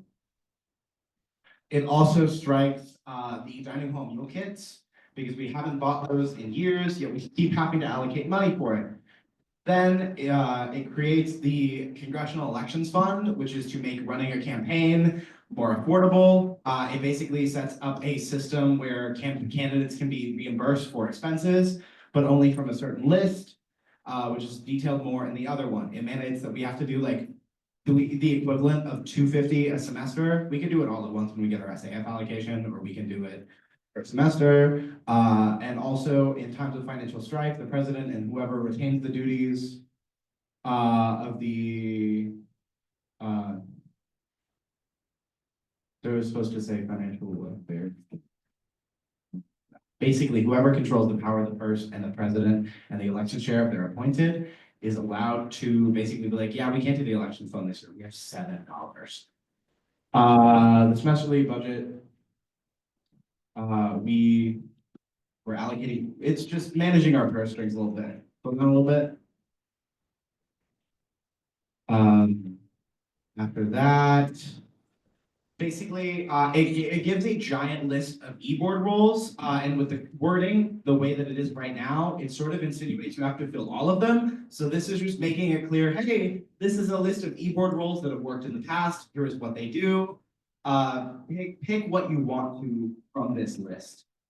And then it specifies that the only mandatory ones established in the Constitution. Scrolling down, it adds Elections Commission's chair to that list to make sure that its duties are listed alongside the other e-board members. It also gives some special considerations for it because the Elections Commission chair is not treated the same as, say, Director of Internal Affairs, Director of Financial Affairs, or Director of the Executive Platform. And it just says that it's usually held by the DIA, but it can be held by most graduating seniors being trustworthy by the president. So say if Taylor actually wasn't graduating this year and wanted to run for student Congress, wouldn't make much sense for her to be running the elections. Probably would actually be a bad thing. Also, it says that it is the only e-board role that comes with prescribed hours because the other ones, it kind of floats however many hours are needed. But this one, currently, Taylor had to neglect some of her other duties, and that's not Not neglect as in she chose to, neglect as in she was given a large new task and did not have the time to do everything. So this is making sure that basically the election chair is actually paid for what the work they're doing and make sure that all of their hours are compensated. Also, it says that the elections commission chair must be appointed by the final gen body meeting of the fall semester, if not sooner, so that's December. Go down a little bit, please. And that's it. I'm just kind of moving things around. I make the director of sustainability listed as an actual e-board position rather than a special appointed agent, because it's been around long enough and it's pretty essential to student Congress running. Any questions about the bill? You all have access to it. I think this is the third reading of it, maybe? Fourth, if you count the legislative meeting.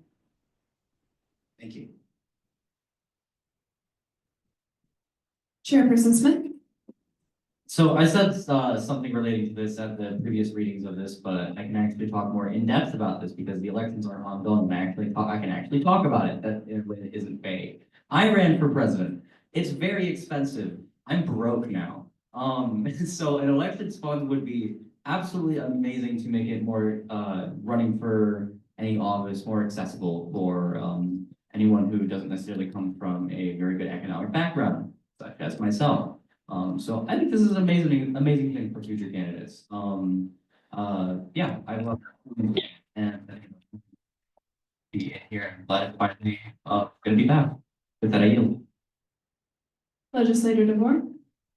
I just have two things. I just basically, in general, second what Chairperson Smith said as a fellow member of that campaign. I spent more than a good amount of money on that. So yeah, I need some money, but I would also just like to alert the steering chair of an issue with the agenda. The CB 6731 is linked twice to both 67 29 and 31 on both spots. So just make sure we go over the right bill next, so we don't accidentally reread the same bill twice.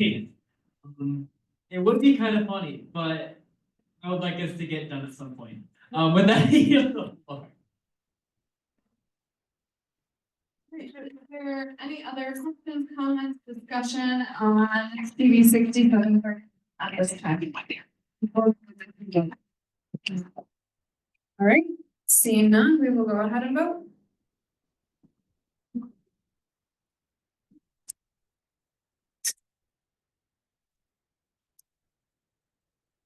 Majority Leader Smith?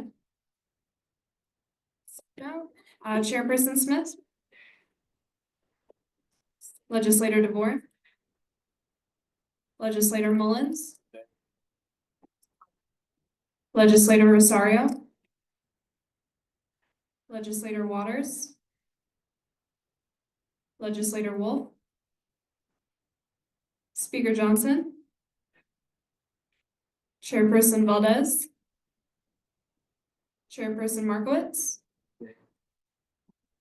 Parliamentarian Lunger? Legislator Ali?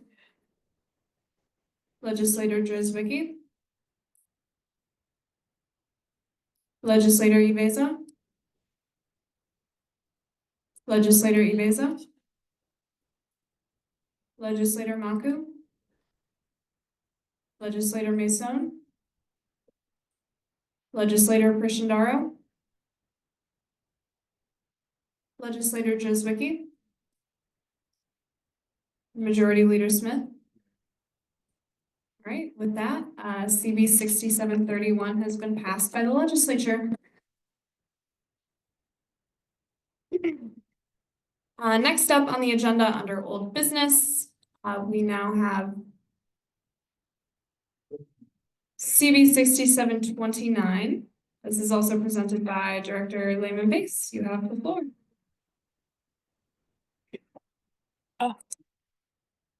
Not a huge deal, but would be nice to have.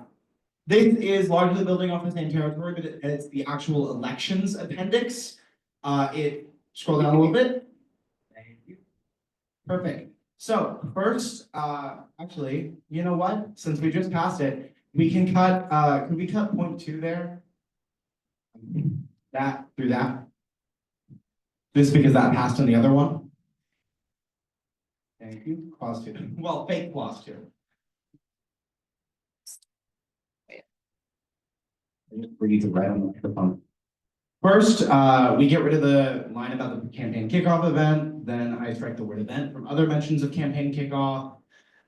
Then I start to change the duties of the Elections Commission chair to include doing the reimbursement forms, the OSI. Again, for those that don't know, reimbursement forms of the OSI are surprisingly simple. We can just be like, hey, we're filing this form because we're gonna be doing a dozen reimbursements. I just wanted you to know. And then after like a month or so, we'll be like, all right, reimbursements are done. We're not doing any more.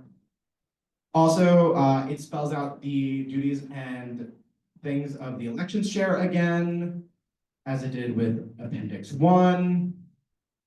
Also, it talks about the reimbursement process.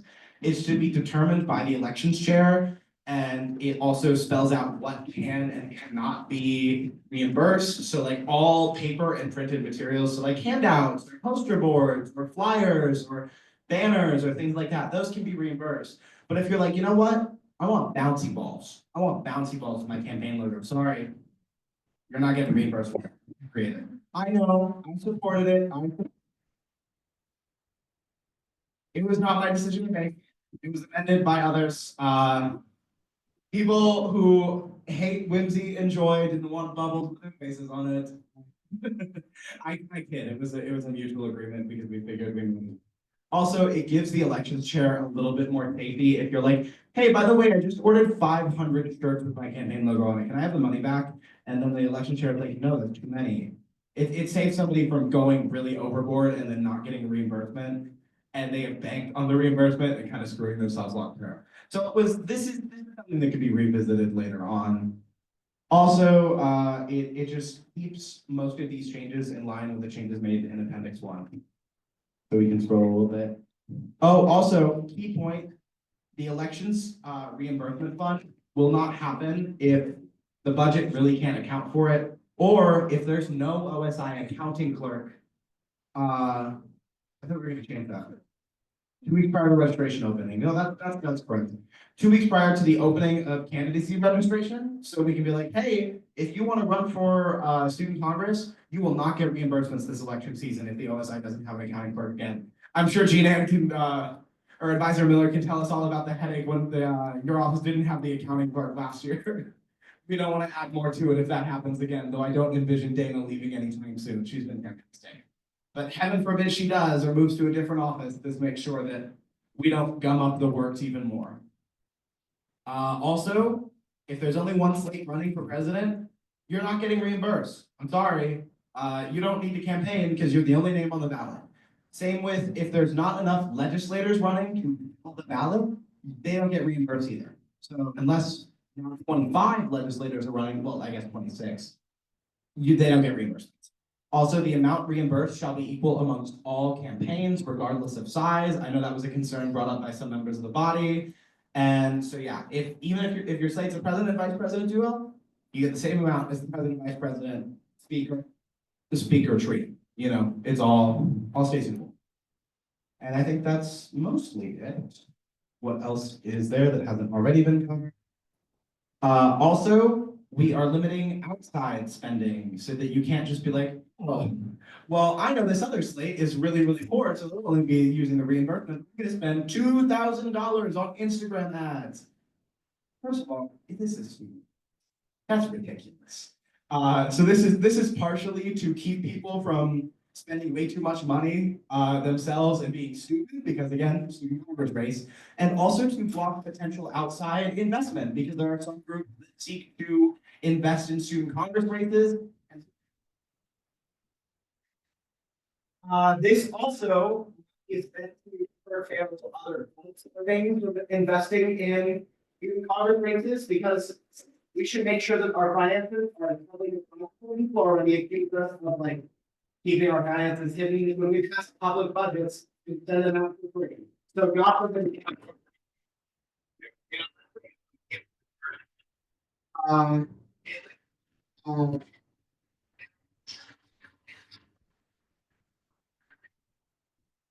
Yes. And it says we must be reimbursed for it by the charity. No. Powered by that. Oh, I think that was an office. Just the office. What we can run down to the office to the office. We will just proceed as normal without the mic for a minute. Yeah. You can hear me, but everybody We online. actually don't have anyone online. Oh, okay, perfect. No, but for the meeting recording, for you need us. Yeah. Yeah. Chris said legislator Lehman Pace says something unintelligible in meeting minutes. I was reading through old ones. All right, and then I think we are almost good. If we scroll up a little bit. I don't know why I looked at the screen instead of just looking over at you. Yes. Just to the end of it. Yeah, this is not this is the only way the Student Congress resources may be utilized for slates. As you know, if you ran in the elections, or even if you didn't, you can't use our printer, you can't use our art supplies, you can't use anything in Student Congress for your campaign because it could be perceived as Student Congress endorsing a campaign. So that's why we are just making it clear this opportunity is open to all slates. All slates are eligible for the same amount, and this is not an endorsement of any one slate if a slate utilizes more than another. Is that everybody clear on that? Legislator DeVore, you might just have to walk over to the. I'm gonna bring the computer bring it up to- to the okay. podium. Any luck? What? Oh, I thought you were going to get batteries. How are the batteries always dead? I feel like every time we get a meeting, it's like the batteries are 2 seconds from death. I'll do it.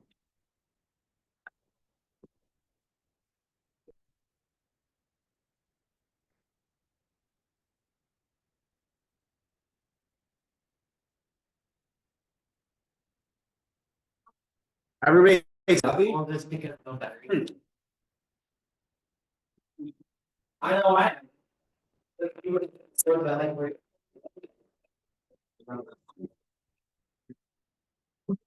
True. Talking to the celiac. I like.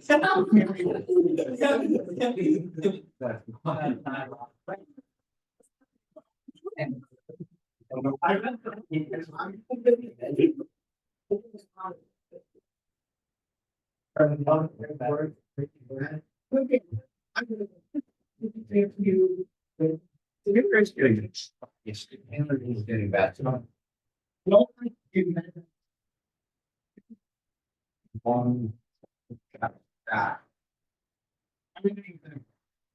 You know, what you're doing out there, it's a little bit, but it is gorgeous. Exactly. Why would you? If you don't, I can say that.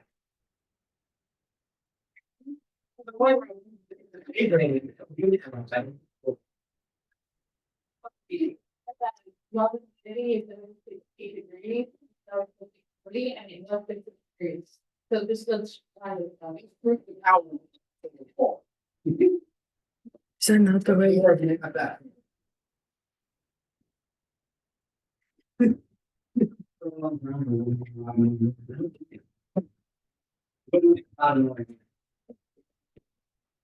Why isn't it not connecting? Me too.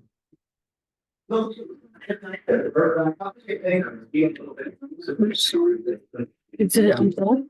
I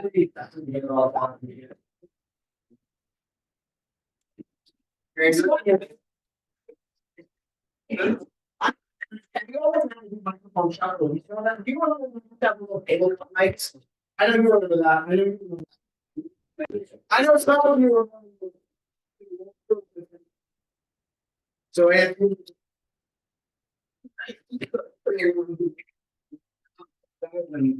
Saying. I guess you can. By one.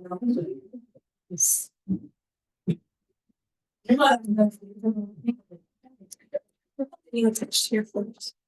We had them attached here first, so. Is there anyone walking around the room? It's like that. Let's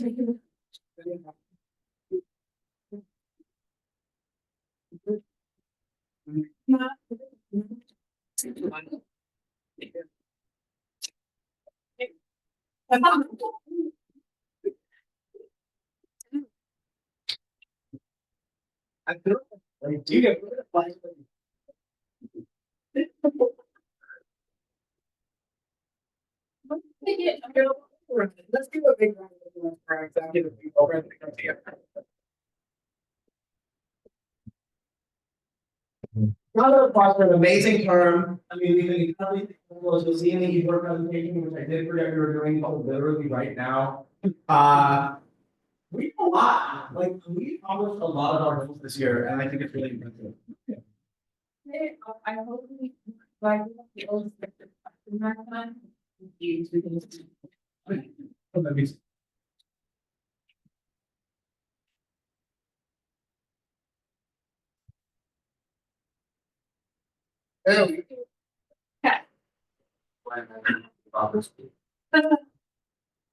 All right, Jimena. President Garcia, gavel? Lovely. Got it. Nothing. Okay, Director Living Peace, did you have anything else to present regarding CB 6729? Okay, if anybody has any questions or comments, please come form a line right next to the podium so that the computer can hear you. To all the no one online, I'm sorry you didn't get to hear the live show. Just later to. Well, I was just wondering if it was possible to add under point C something that says it's a responsibility of slates to receive prior approval from the Elections Commission chair before getting reimbursement, just so that way nobody's surprised when asking for reimbursement, and like you can know you're following the rules ahead of time, I guess. We had debated this a little bit, and the reason I guess we decided against it is because it's such a limited scope currently. Like if you like, you'll kind of know that if it's not like a paper, I mean, you can all, of course, run it by the election chair, but if you're not running afoul of the rules explicitly listed here, they should be allowing it, and if they're not, there is an appeals process in there. I just had a question regarding this. So if a slate doesn't spend anything, but another slate spends like say $200 and they're eligible for the same amount, would both slates be reimbursed or how would that work? Well, it's just based on if you spend the money. Okay. We're not trying to pay it out. It's just like, hey, I have a receipt for the $200 that I spent on print services. Okay. We pay you back for that. We're not Okay. going to, yeah. So I guess if like two different slates spend like different amounts of money, but they're both eligible for the same amount, like I guess why? Well, You you only get reimbursed for the amount that you actually spend. I guess Yeah. this is just to make sure that like, hey, here's the maximum amount that you can spend that Student Congress will pay back to you. Mm-hmm. And so I guess there will naturally be some differences in pay levels there, but honestly, I'm hoping this incentivizes people to make more postcards and make more brochures and all that jazz, I guess. So each person is eligible for the same amount, but they might not necessarily get paid the same amount, correct? Yes, because Okay. it's all dependent on how much you actually. Okay, I Mhm. think Any other questions or comments regarding CB 6729? What is this thing? Director Richardson. You can, oh, if Yeah. Okay, so you want to hold the microphone. or pretend, I love it. All right, so there are a couple things on here that I actually would like to talk to you about. Oh, sure.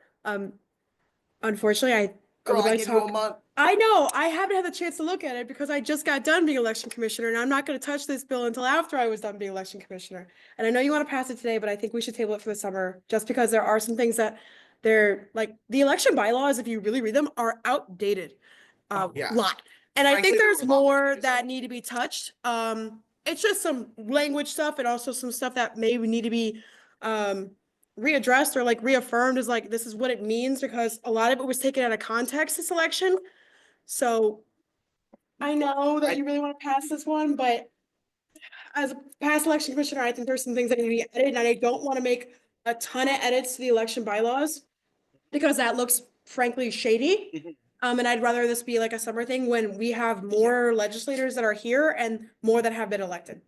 My one concern with that is that we did just pass part one Mhm. of the election changes, so we will have made reference to the, like, the Congressional Elections Fund exists now, but Yeah. if we don't implement this, there won't be the limits on it. Like, it'll just ignore, I mean, and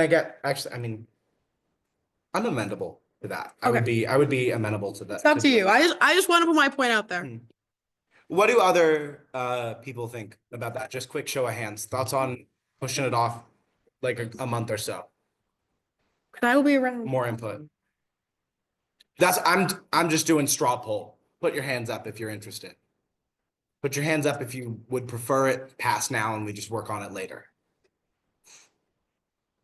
Unfortunately, Director Richardson, I would like to work with you over the summer about more changes to it, because I agree with you. I think there's more things to be changed. This one was trying to be a bit more targeted, but it does seem like the legislators are a little bit more in favor of passing this one now and working later. And I guess I'm a little partial to that, but I would love to work with you further on developing things.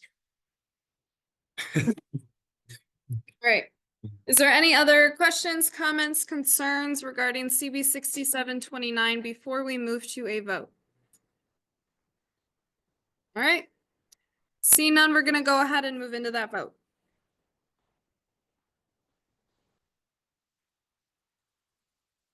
Majority Leader Smith.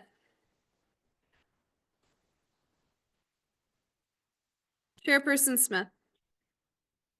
Legislator DeVore. Legislator Mullins.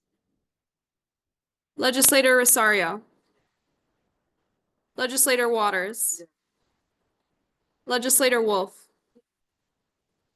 Speaker Johnson. Chairperson Valdez. Chairperson Markowitz. Parliamentarian Lunger. Legislator Ali. Legislator Drizwicki. Legislator Iveza. Legislator Iveza. Legislator Maku. Legislator Mason. Legislator Prishandaro. All right, with that, CB 6729 has passed the legislature.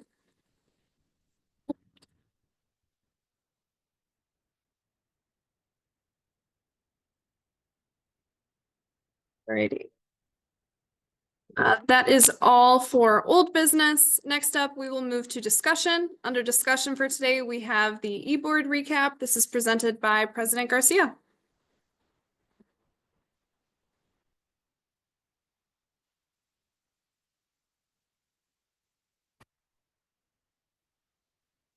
Alrighty, so this is a quick recap about what the executive board for Student Congress has been working on for the past semester.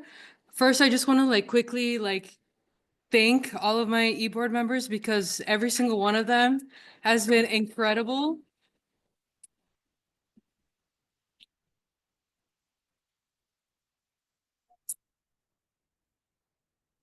Literally award winning. Nick swept the floor the other day at the OSI Awards. So, oh no. Okay, we're good. So yeah, they've been absolutely incredible. So I would like to give them a chance to shine and talk about the things that they've been working on. Very quickly, I will go through my own, me and Marian's. So this is a very brief overview. I think a lot of the things that we work on are in tandem with our e-board members, but these are the things that we've been working on specifically, only us. A couple of the things are just small things like donating to the food pantry, both food and hygiene products. And we also did the cap and gown thing a couple of weeks ago. So yeah, I spent a lot of my, not a lot of time, but I've just been in contact with them, trying to see the ways the Student Congress can help them. Another big project we've undertaken is the DEI preservation initiative that we've been doing through the University Senate. One of the tangible things we did was planning the Love and Unity event by the Elliott Tower. We had a few different speakers, some faculty, some students, some community. We also had 2 resolution attempts at the Senate, and we're gonna have our 3rd one on Thursday. So if you're available, you should definitely attend. And also we had 2 of our members speak at the Board of Trustees meeting to also verbalize that commitment that students have towards DEI preservation. And I will have quite a bit of, well, I guess we won't meet again to tell you about it, but you should just attend the Senate meeting on Thursday to see how that resolution goes, if it gets passed or not, or if we even are allowed to present it during the meeting. VP Brummer has been working on some one-on-ones, but I'll let her talk about that in a second. But I just wanted to talk very briefly and mention that we hosted a whole student governance conference here at OU, and we had 12 public universities from Michigan in attendance. It was very, very rewarding, and we got to hear about so many different universities in Michigan, and it was a great time. And it also put, you know, OU on the map. And then we also have, actually this Friday, we have a volunteering opportunity with the OCC Student Government. We're gonna be going to Micah 6 in Pontiac. I really implore anyone who's available to please come, because you know, when I told them that, you know, there's gonna be about 15 people in combined, like with their student government, and I just don't want to like show up and there be like 3. So again, please, if you're interested, it's also on your Google Calendar. But yeah, I'm gonna hand it off to VP Brummer to finish off our report. So as you see up there, the legislator one-on-ones, many of you, I got the chance to meet with one-on-one at some point during this semester. Just to kind of see like, hey, like, what do you want to work on? How can I help you to work on the things that you're interested in? And how can we get stuff done to actually be impactful for the student body in our campus? And I was incredibly impressed with everybody that I met with. And I think that so many of you have such brilliant ideas. And you know, I was happy to help out in whatever ways I could. And I think that it was really vital for making sure everybody had the type of support that they needed in order to be able to, you know, allow their ideas to come to fruition.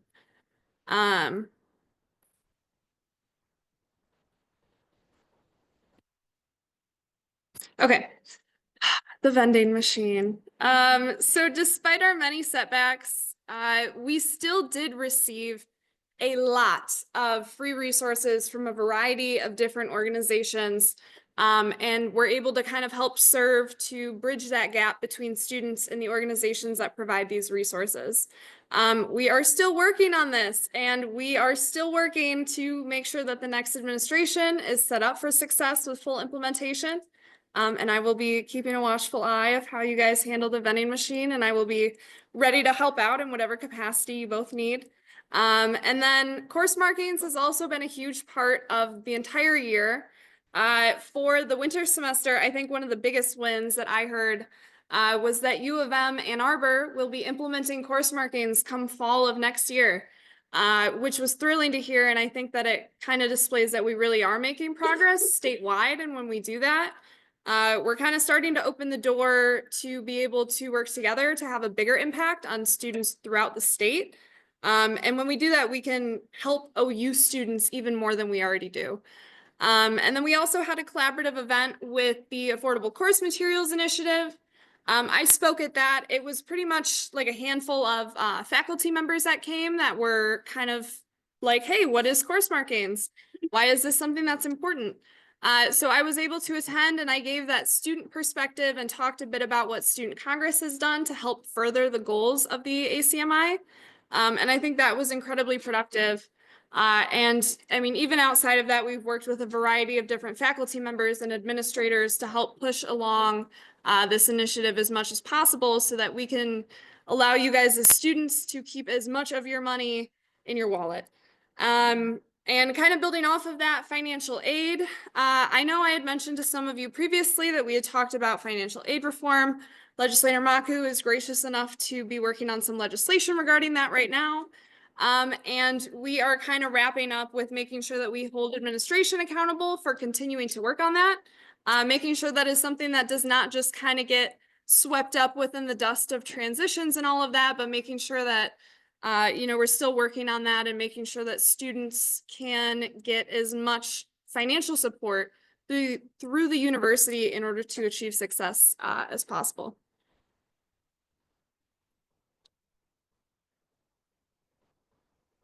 Okay. Director Lehman Pace. Right up.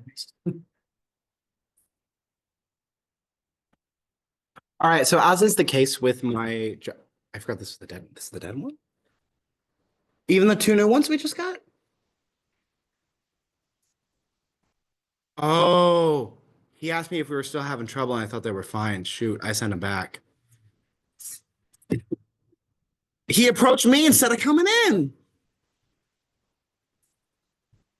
I'm sorry. This semester I've mostly been doing kind of odds and ends stuff. It's I mean the name of my job is executive platform and the game is just doing pieces of the executive platform. It's to make sure that the president and vice president's goals are being met. And so my job naturally kind of fluctuates in what it does. I helped organize a Day at the Capitol, and it went swimmingly. It was fantastic. It was great. The Secretary of State's College Student Advisory Task Force had its final meetings. We made our report to the Secretary of State. I wasn't able to be there, but I'm heard it went incredibly well. I helped out with a lot of office organizing. When Director Richardson would go on our little cleaning sprees, I would help out, or I made sure that all of the voting stuff is in one place instead of in like 7. Also, I've managed our stamp program. I have spoken up for our commitment to diversity, equity, and inclusion. I helped out with some of the ACMI things. I have been representing all of you in the Student Senate. The elections bylaws reform finally got through. I planned and got to about the middle of organizing a panel that didn't quite pan out, but taught me a lot about organizing a panel and how difficult it is to find some people's information. My God. And honestly, I've just been laying the groundwork for my successor too. There's a bunch that I haven't mentioned here where it's like I've helped out a director here or there. But yeah, my job is one that's it's all over the place in terms of what I can do. And so I'm excited to see who takes it next. And I am grateful to have had the opportunity to have this role this year. Thank you. Oh, I'm sorry for spoiling.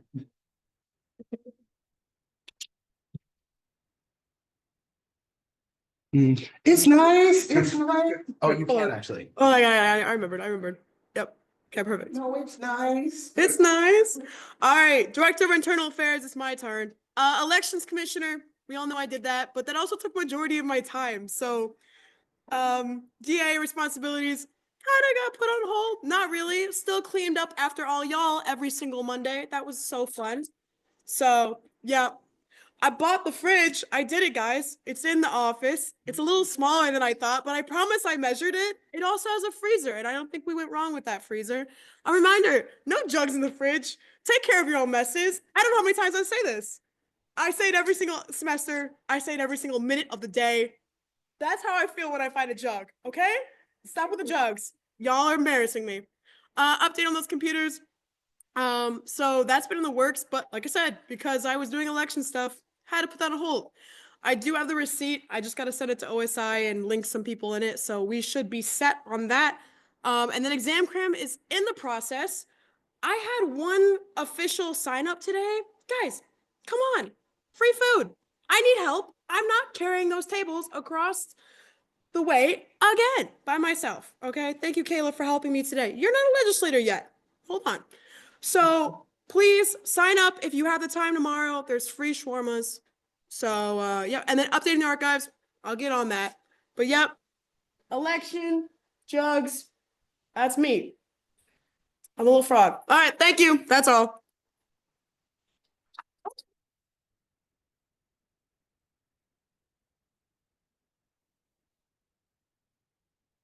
I forgot that we don't have a mic.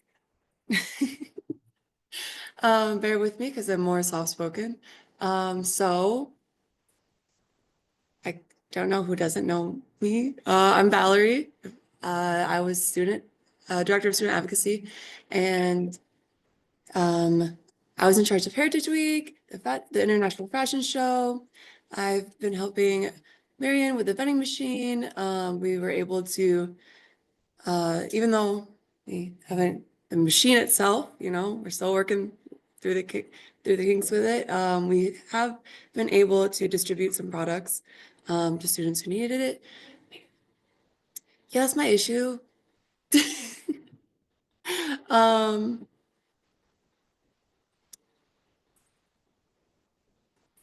Can you hear me now? Okay, I don't know how to do this. I don't know.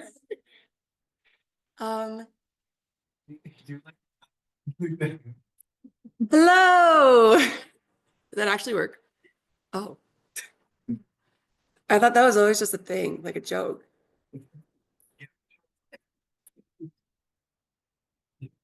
Yeah, like I'm that's right. That's our. Okay, so anyways, I guess I'm gonna be presenting like this. Anyways, so yeah, and then I've also been working on distributing menstrual products for the ladies' rooms and the gender thank you, gender neutral bathrooms. I'm on 30 minutes of sleep. Bear with me, please.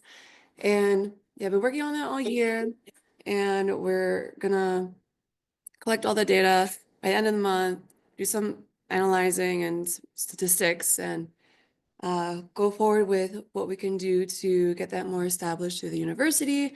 And then also collaborated and worked on helping getting the grad caps and gowns, and worked on Neurodivergence Acceptance Week. And I don't really know what else to say because I think all of you saw how much I was running around during those times everywhere and everywhere. So thank you so much, everyone that collaborated with me, that was helping me to make these celebration weeks worth it on campus. And yeah, just thank you. That's what I have.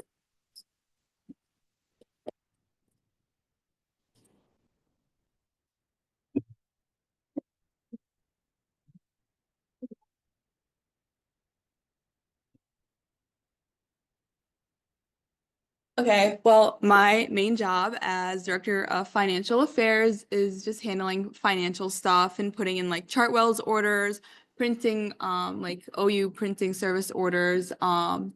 I just kept the general ledger updated, congressional records and budget up to date constantly. I attended SAFAC meetings and I was the voting chair on behalf of OUSC. I did your payroll every Sunday. I was the one who was sending you guys annoying comments. I assisted in creating the budget. I assisted each director in creating their budget in like an adequate and financially responsible way. I kept track of purchases. I came up with this Google form, which I recommend if you guys were to do anything in general, just to have like a Google form where you can keep everything. I think it was a lot easier on literally everyone, the directors, me, Jimena, keeping track of everything. Because a lot of purchases come in at a lot of times and they get approved at a lot of different times. So it's like one area. And our starting budget for the semester was 100,000. We spent approximately, we don't have the exact number, unfortunately, for $40,274. Our total SAFAC allocations for the winter semester was $61,408. And then our current budget, based on these calculations, again, this is an estimate, is 133 and 89 cents. The amount we spent on compensation was $23,405. This is based off our last payroll, which was last week, I think. So yeah.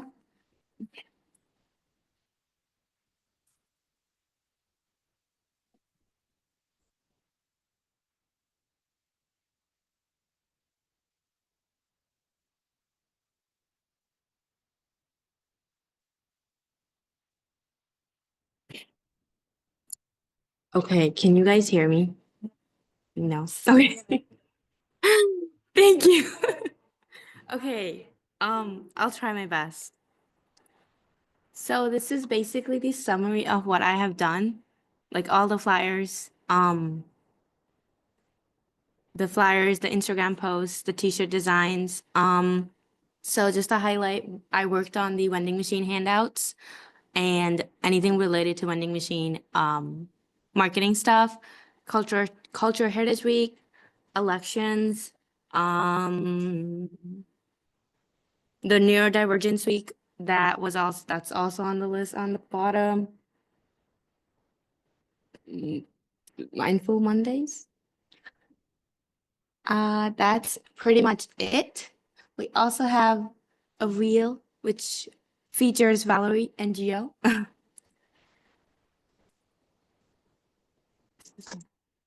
Wait, guys, I have another slide. Yes. I have one more slide. I have one more single slide with 4 points. Okay. This is very simple. I also manage the swag exchange, which is just emailing the people who, sign up for it and then making sure that they confirm and get their swags exchanged. I also worked on the vending machine wrap ordering, which potentially should work later. And then posting around with flyers and everything, and also just working on the social media posts and flyers.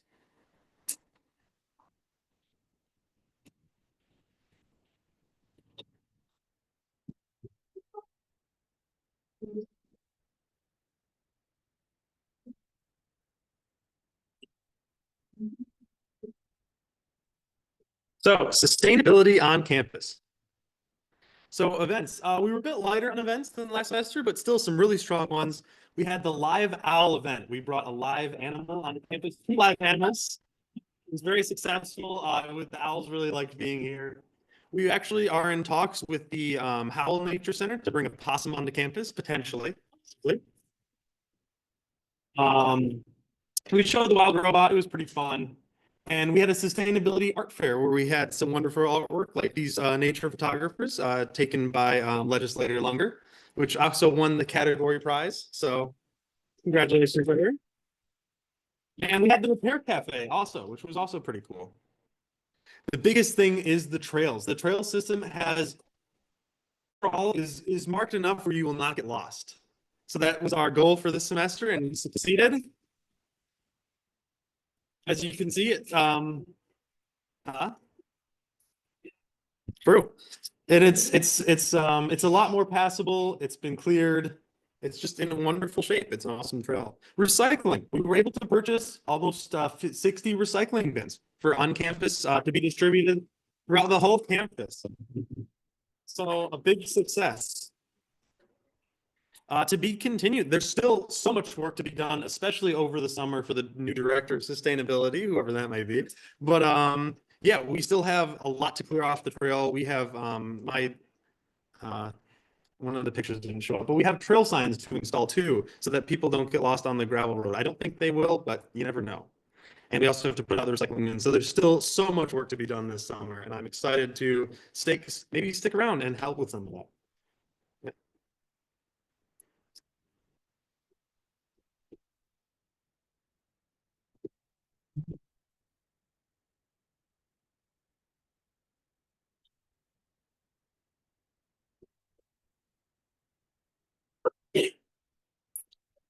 Hi, Student Activities Funding Board report is as follows. So for the winter, let's see. There we go. We've had an approval rate of 70%, a denial rate of 6%, and a return for follow-up of 24%. And the numbers of requests are as follows. We've had almost 800 requests just for the winter. Number of approvals is 555, and the number of denials is 49.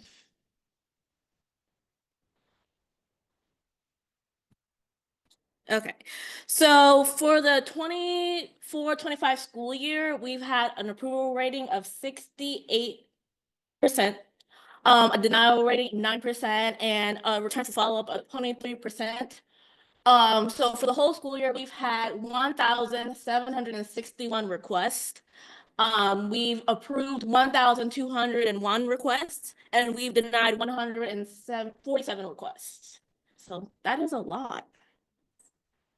So for this winter, we have allocated $181,862.44. And for this whole entire school year, we've allocated over $350,000. So, and I think that's probably the most we've allocated in like the last, ever since COVID. So we've allocated quite a bit this year. Oh, what happened? Why did they go away? Huh? Oh, yay. So SAFB is currently hiring for assistant chair, director of marketing, director of audits, and director of operations, which is new. That's a new position. And chair will also be opening up very soon. So I encourage you all to apply if you guys want some SAFB experience. Yeah. This one? Oh, that's our new logo. Our director of marketing, Ivy, created it, and we'll be having new. Yes, she also created the icon in the other corner as well. Yeah, so we have new logos that will be rebranding our SAFBS. So thank you.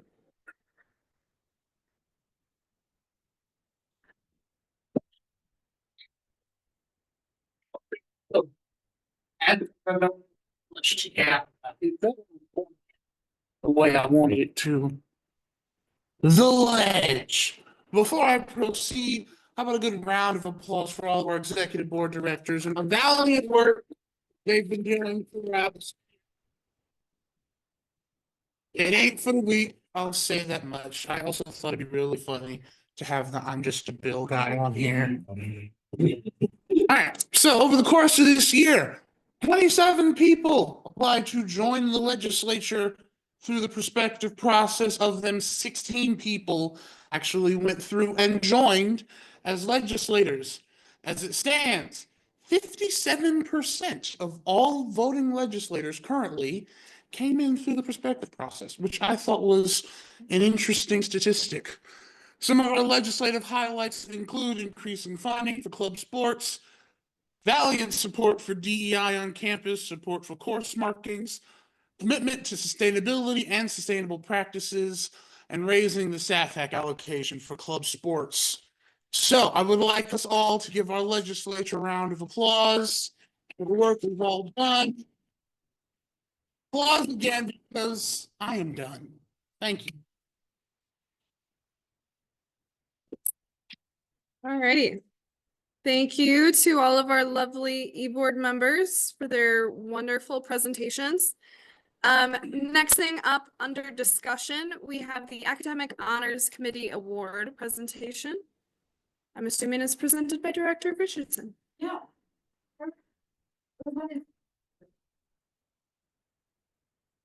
I'm kidding. That was just a call out. All right. Oh, why aren't we on Google? Hold on. I've got to pull up the email real quick. I told you to put my name. That's a lie. Okay.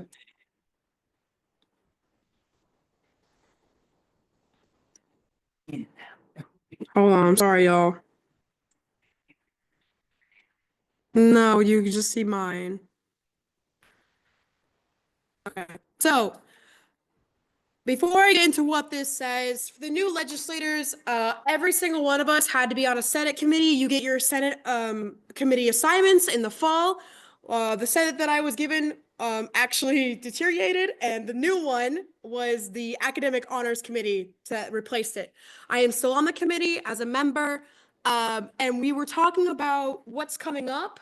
As I'm not going to be on this committee any longer because I'm graduating. Before I left, they wanted me to present this in front of y'all to get you introduced so that you can go to your professors and talk about it. So what does the Academic Honors Committee do? It's mostly, we give out one giant award, but you have to be nominated by your either advisor on your paper or academic success or professor. So what it boils down to is this call for nominations. It goes out literally tomorrow It's gonna go out to a lot of professors. The professors on this committee are gonna do their things to go reach out to the deans of each of the schools and get the deans to reach out to the professors. But I'm here to give this to you guys as something that you can bring up to your professor if you think you qualify for the Undergraduate Distinguished Achievement Award. So basically, I'm gonna read this out. Just the first part of it, and then we'll go, if anyone, this is why I wanted it in discussion in case anyone had any questions. But basically, this is what it says. It is time again for nominations for the Undergraduate Distinguished Achievement Award. Each year at the December commencement exercises, we provide a financial stipend to present a citation to a student who has done something above and beyond all call for normal course and degree requirements to bring distinction to himself or herself at Oakland University. These activities might include authorship or co-authorship of published articles, presentations at professional meetings, literary works, artistic performance, design or construction of an instrument or device, etc.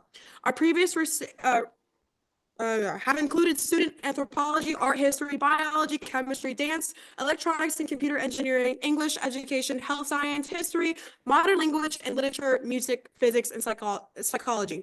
All undergraduate students are eligible. There's also no restriction regarding class standing. A recipient does not need to be a graduating senior. We are totally dependent on identifying these outstanding students and urgent. Submit your nominations by Friday, October 3rd, 11:59. Okay, so we'll get to the criteria in just a second, but what you guys need to know, like I told you, your professor has to nominate you, your co-author has to nominate you, and you either have to be, you have to be an eligible student. You have to be enrolled in one course. Even if you're graduating in the summer, you still qualify because a lot of summer students do graduate in winter commencement. So if you are graduating in the summer semester, you are still eligible if you're walking at the winter commencement. If you're graduating in the winter, you also are amendable for this. This is the entire academic committee, including myself. So if you need to get in contact with someone, Han is our chair. Please get in contact with her if you need her email about something. If you just have a question, but if you submit this to your, if you mention it to your professor and be like, hey, this was brought up at student congress, do you think we qualify for this? If you're like me, a co-author, and want to, yeah.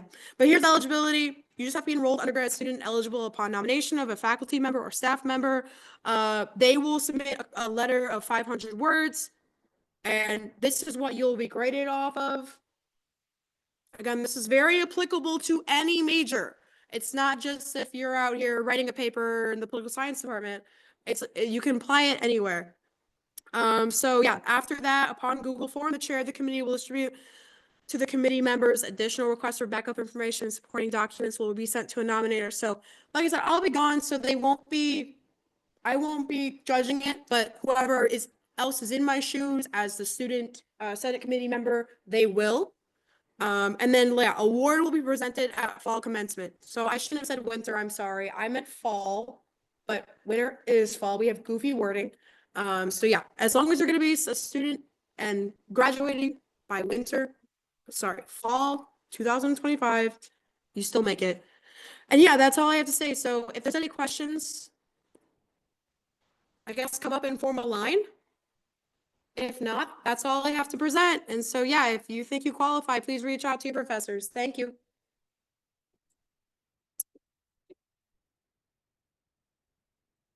Thank you, Director Richardson.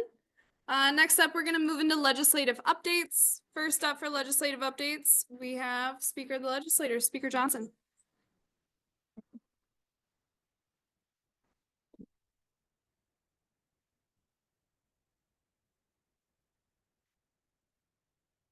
Given that I believe this is our last week together as an admin, we've not had too much going on, save for the very, very, very fun debated resolutions we had on our agenda earlier today. Other than that, we are all getting prepared to swap in and out. I think Chairperson Markowitz wanted to chat with me about a mentorship program for our new legislators. So as he and I chat about that, we'll have some things to nag you all about. Other than that, I shall yield the floor. Thank you, Speaker Johnson. Is there any liaisons with us today that would like to provide their reports? If so, please come up to the podium.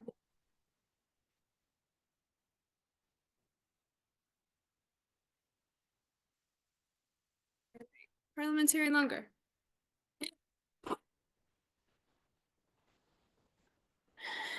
PCO, so far, I have recruited, 2 new e-board members, legislator Rosario, and then, President Moeller also found another, e-board member. We need one more to keep the club going. So if anyone's interested, reach out and let me know. Thank you, Parliamentarian Lunger. Is there any other liaisons that are present today that would like to provide their report? All right, seeing none. Is there any updates related to legislative projects and initiatives at this time? Come on.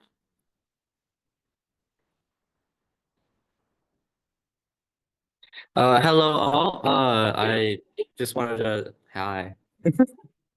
Just finishing up my, last, like final end of term stuff as judiciary chair, such as the, end of term judicial report, which, I will say again, if you want to look at, please send me a text, send me an email, talk to me. I will print something off for you. I will send you the digital copy. Any way you want to read it, I will provide it to you. Just let me know, because if you don't let me know and then complain about it, I'm going to be angry. I have been finalizing the last of our attendance for this term and for this administration as a whole. Everything is finally all wrapping up very neatly and very kindly. Let's see.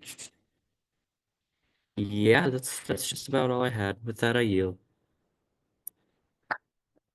Thank you, Chairperson Smith.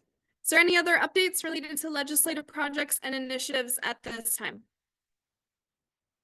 All right, seeing none. Is there any questions related to legislative reports? Also seeing none, we'll go ahead and move on to executive reports. First up, we have Student Body President, President Garcia.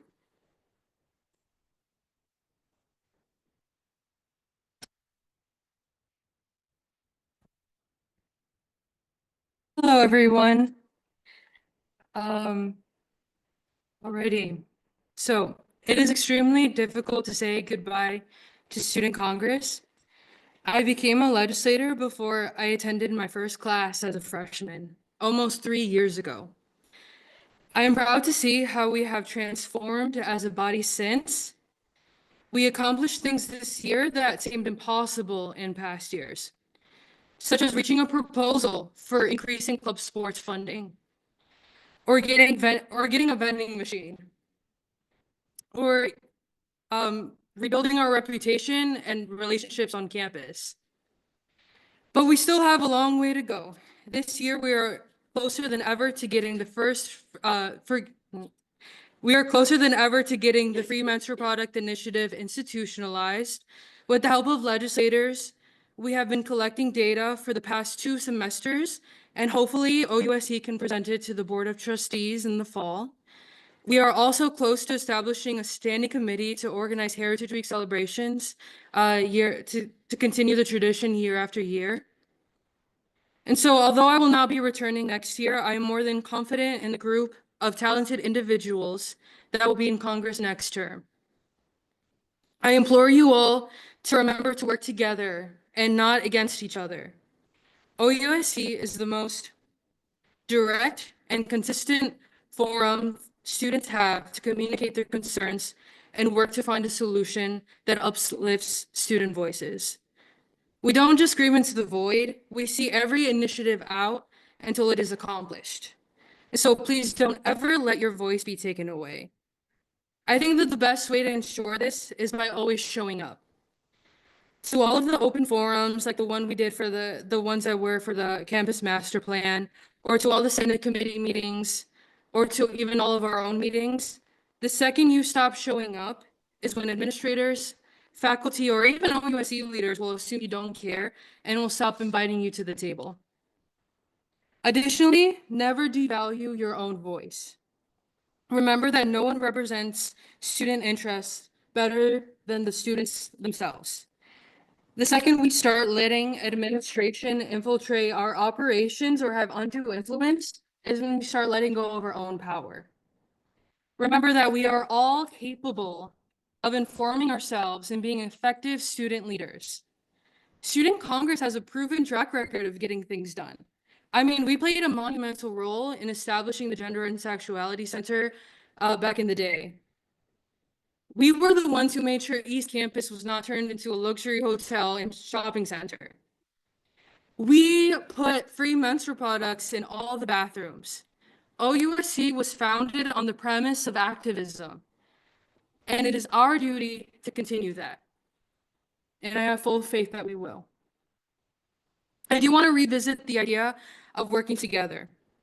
When I first joined OUSC, I made the decision to run for legislator as part of a slate that focused on critiquing the OUSC administration at the time.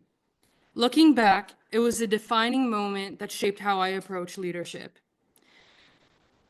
Because it's really, really good to have a healthy amount of opposition and to start conversations that contradict the status quo. But our approach was not the most productive.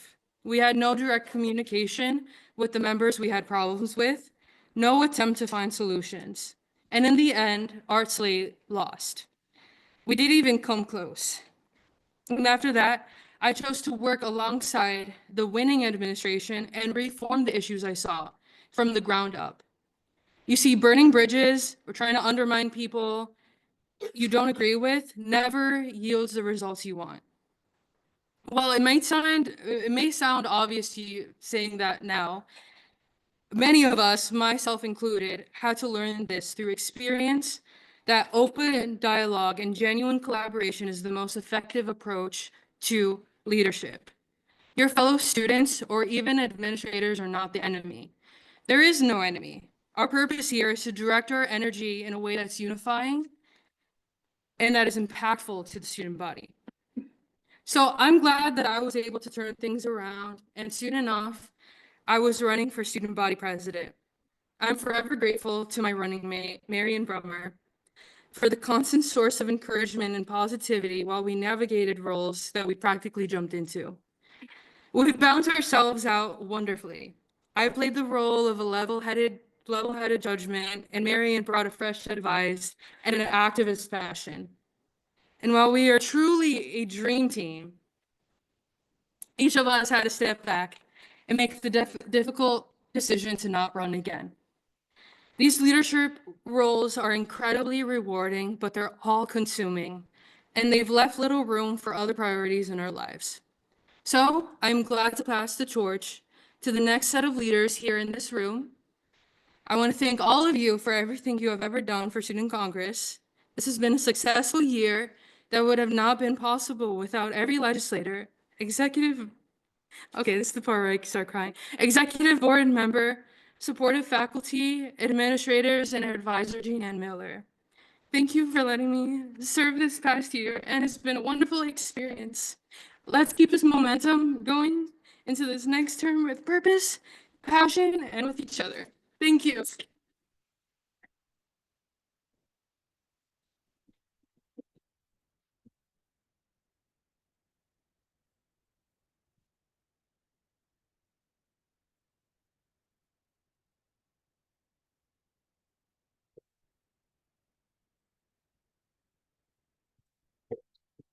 Okay, I'm gonna attempt to follow the beautiful speech that President Garcia just gave all of you. Okay, I'm also going to try not to cry. So as many of you may know, some of you that have been around a while, I don't have anything prepared for today.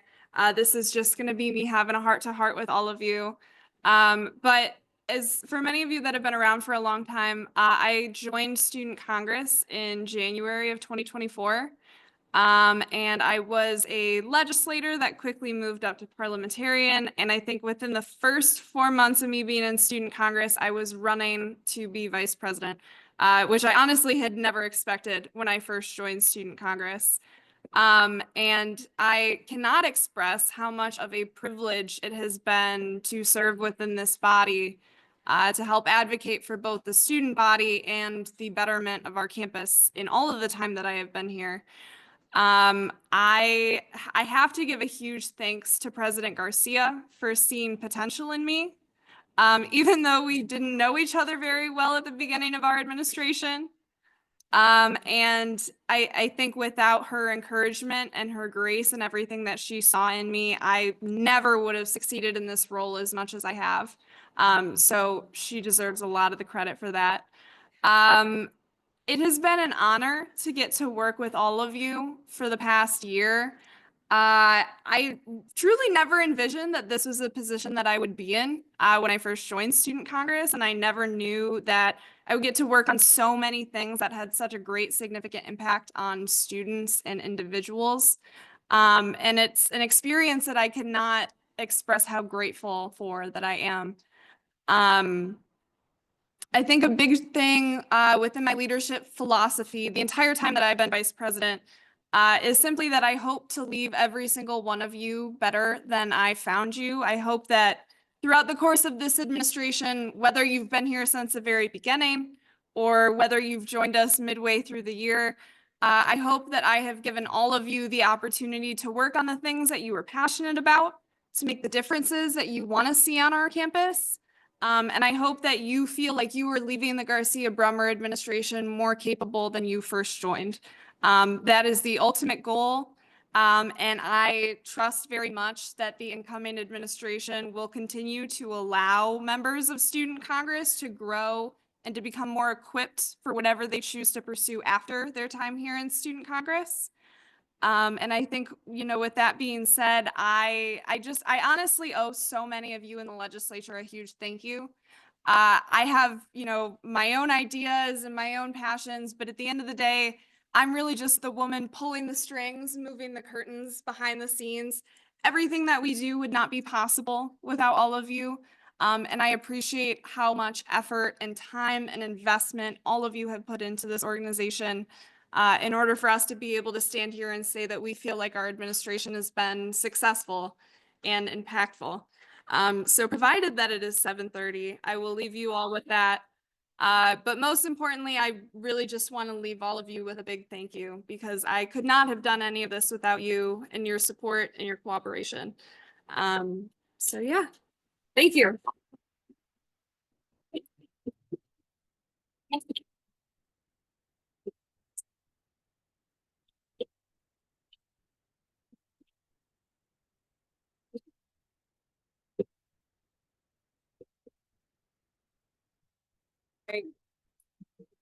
For the sake of moving on, next up we'll move to reports from our advisor, Advisor Miller.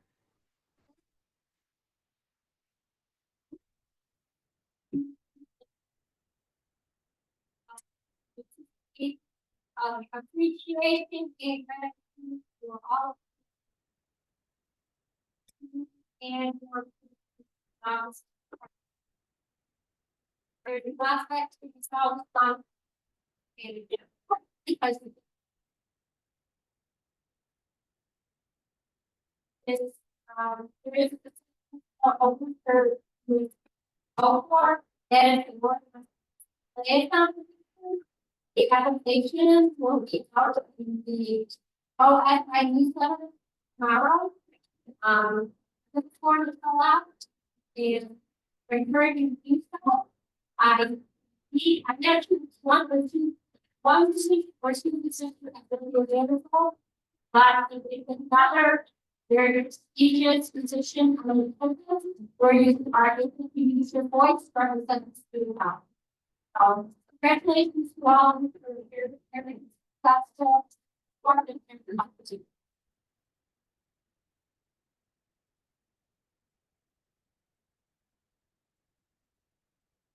Thank you, Advisor Miller. Is there any updates related to eBoard projects and initiatives at this time? If so, please come up to the podium.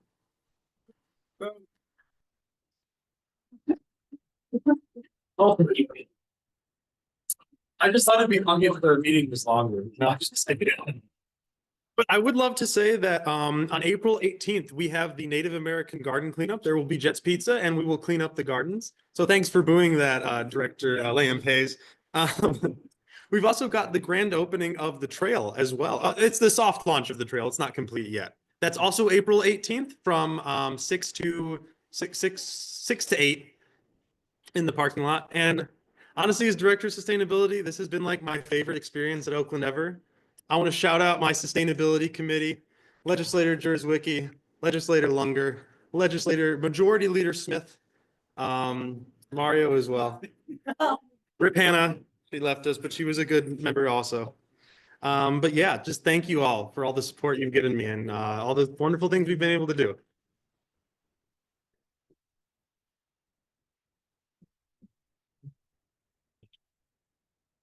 All right, is there any questions related to executive reports at this time? All right, seeing none, is there any comments from the gallery at this time? If so, please come up to the podium.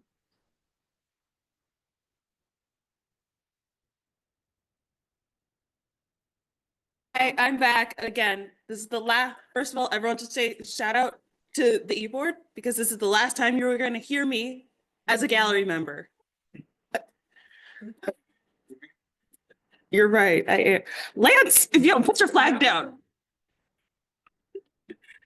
Next to, first of all, I just want to say I love the new SAFB logos. They are amazing. Also, can we please get some access to the judicial report? Thank you. Third of all, just a couple quick questions. In one of the bills up there, what is the salad palace for students who haven't figured it out? What am I supposed to do this? Outpost is, it used to be Patrick Brown, which was specifically designed for growing salad materials, so a lot of kale. Salad delivered to the pantry or sold. Epicenter where it was grown, but it was pretty like selected. But the Napa Palace is basically a massive greenhouse with the machine chief components that I talked about. It's really throwing stuff. So. Let's see. Following up on that, I believe it was not you, Mario, with your bill for the Sustainability Committee. Just purely for record's sake, why were the sink and faucet separate purchases and why can't they just be a combined thing? Fair enough. Then, quick question to Director Lehman Pace. Will reimbursement require approved all purchases to be through approved vendors, or will that be something students can just go out and purchase? Got it. Then finally, speaking to CR 67, I believe it was 12 earlier, as a member of the gallery, that initiative is truly important, not just to me, but to the student body as a whole, I'm sure. Whether you are against it or for it, your voice echoes. And as Speaker Johnson said earlier, your silence echoes just as, if not louder. I appreciate all of you for taking the time to go through and at least hear that bill out. And I thank you all for passing it. Thank you all for how well you've done, how well you all have carried yourselves throughout this year. And I look forward to working with all of you in the future as your legislator.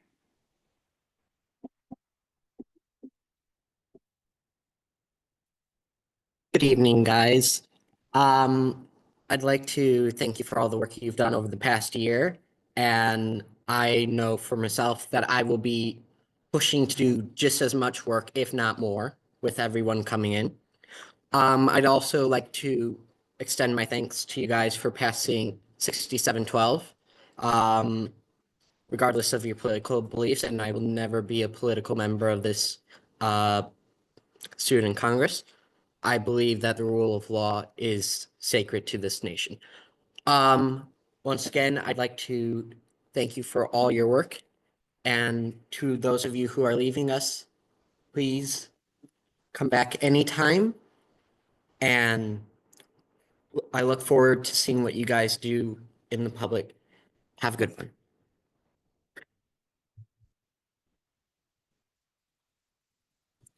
All right, is there any announcements anyone would like to make at this time for the good of the group? President Garcia. I just want to quickly remind you all about the volunteering opportunity that's going to be on Friday. Check your Google Calendar. And then also we have a celebration right after this meeting So please come because there's gonna be awards and cupcakes and food for everyone. So. I was gonna say this during my report, but I forgot to. I do have attendance awards for said celebration after this. If you don't get one and you think you should have gotten one, let me know after the whole thing, and I will make one and print one off for you if you're actually right about having perfect attendance. Thank you. Any other announcements for the good of the group at this time? All right.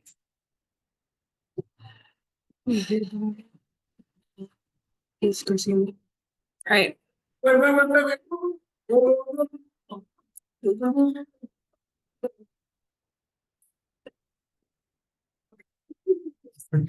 We hereby gavel out the Garcia Brummer administration.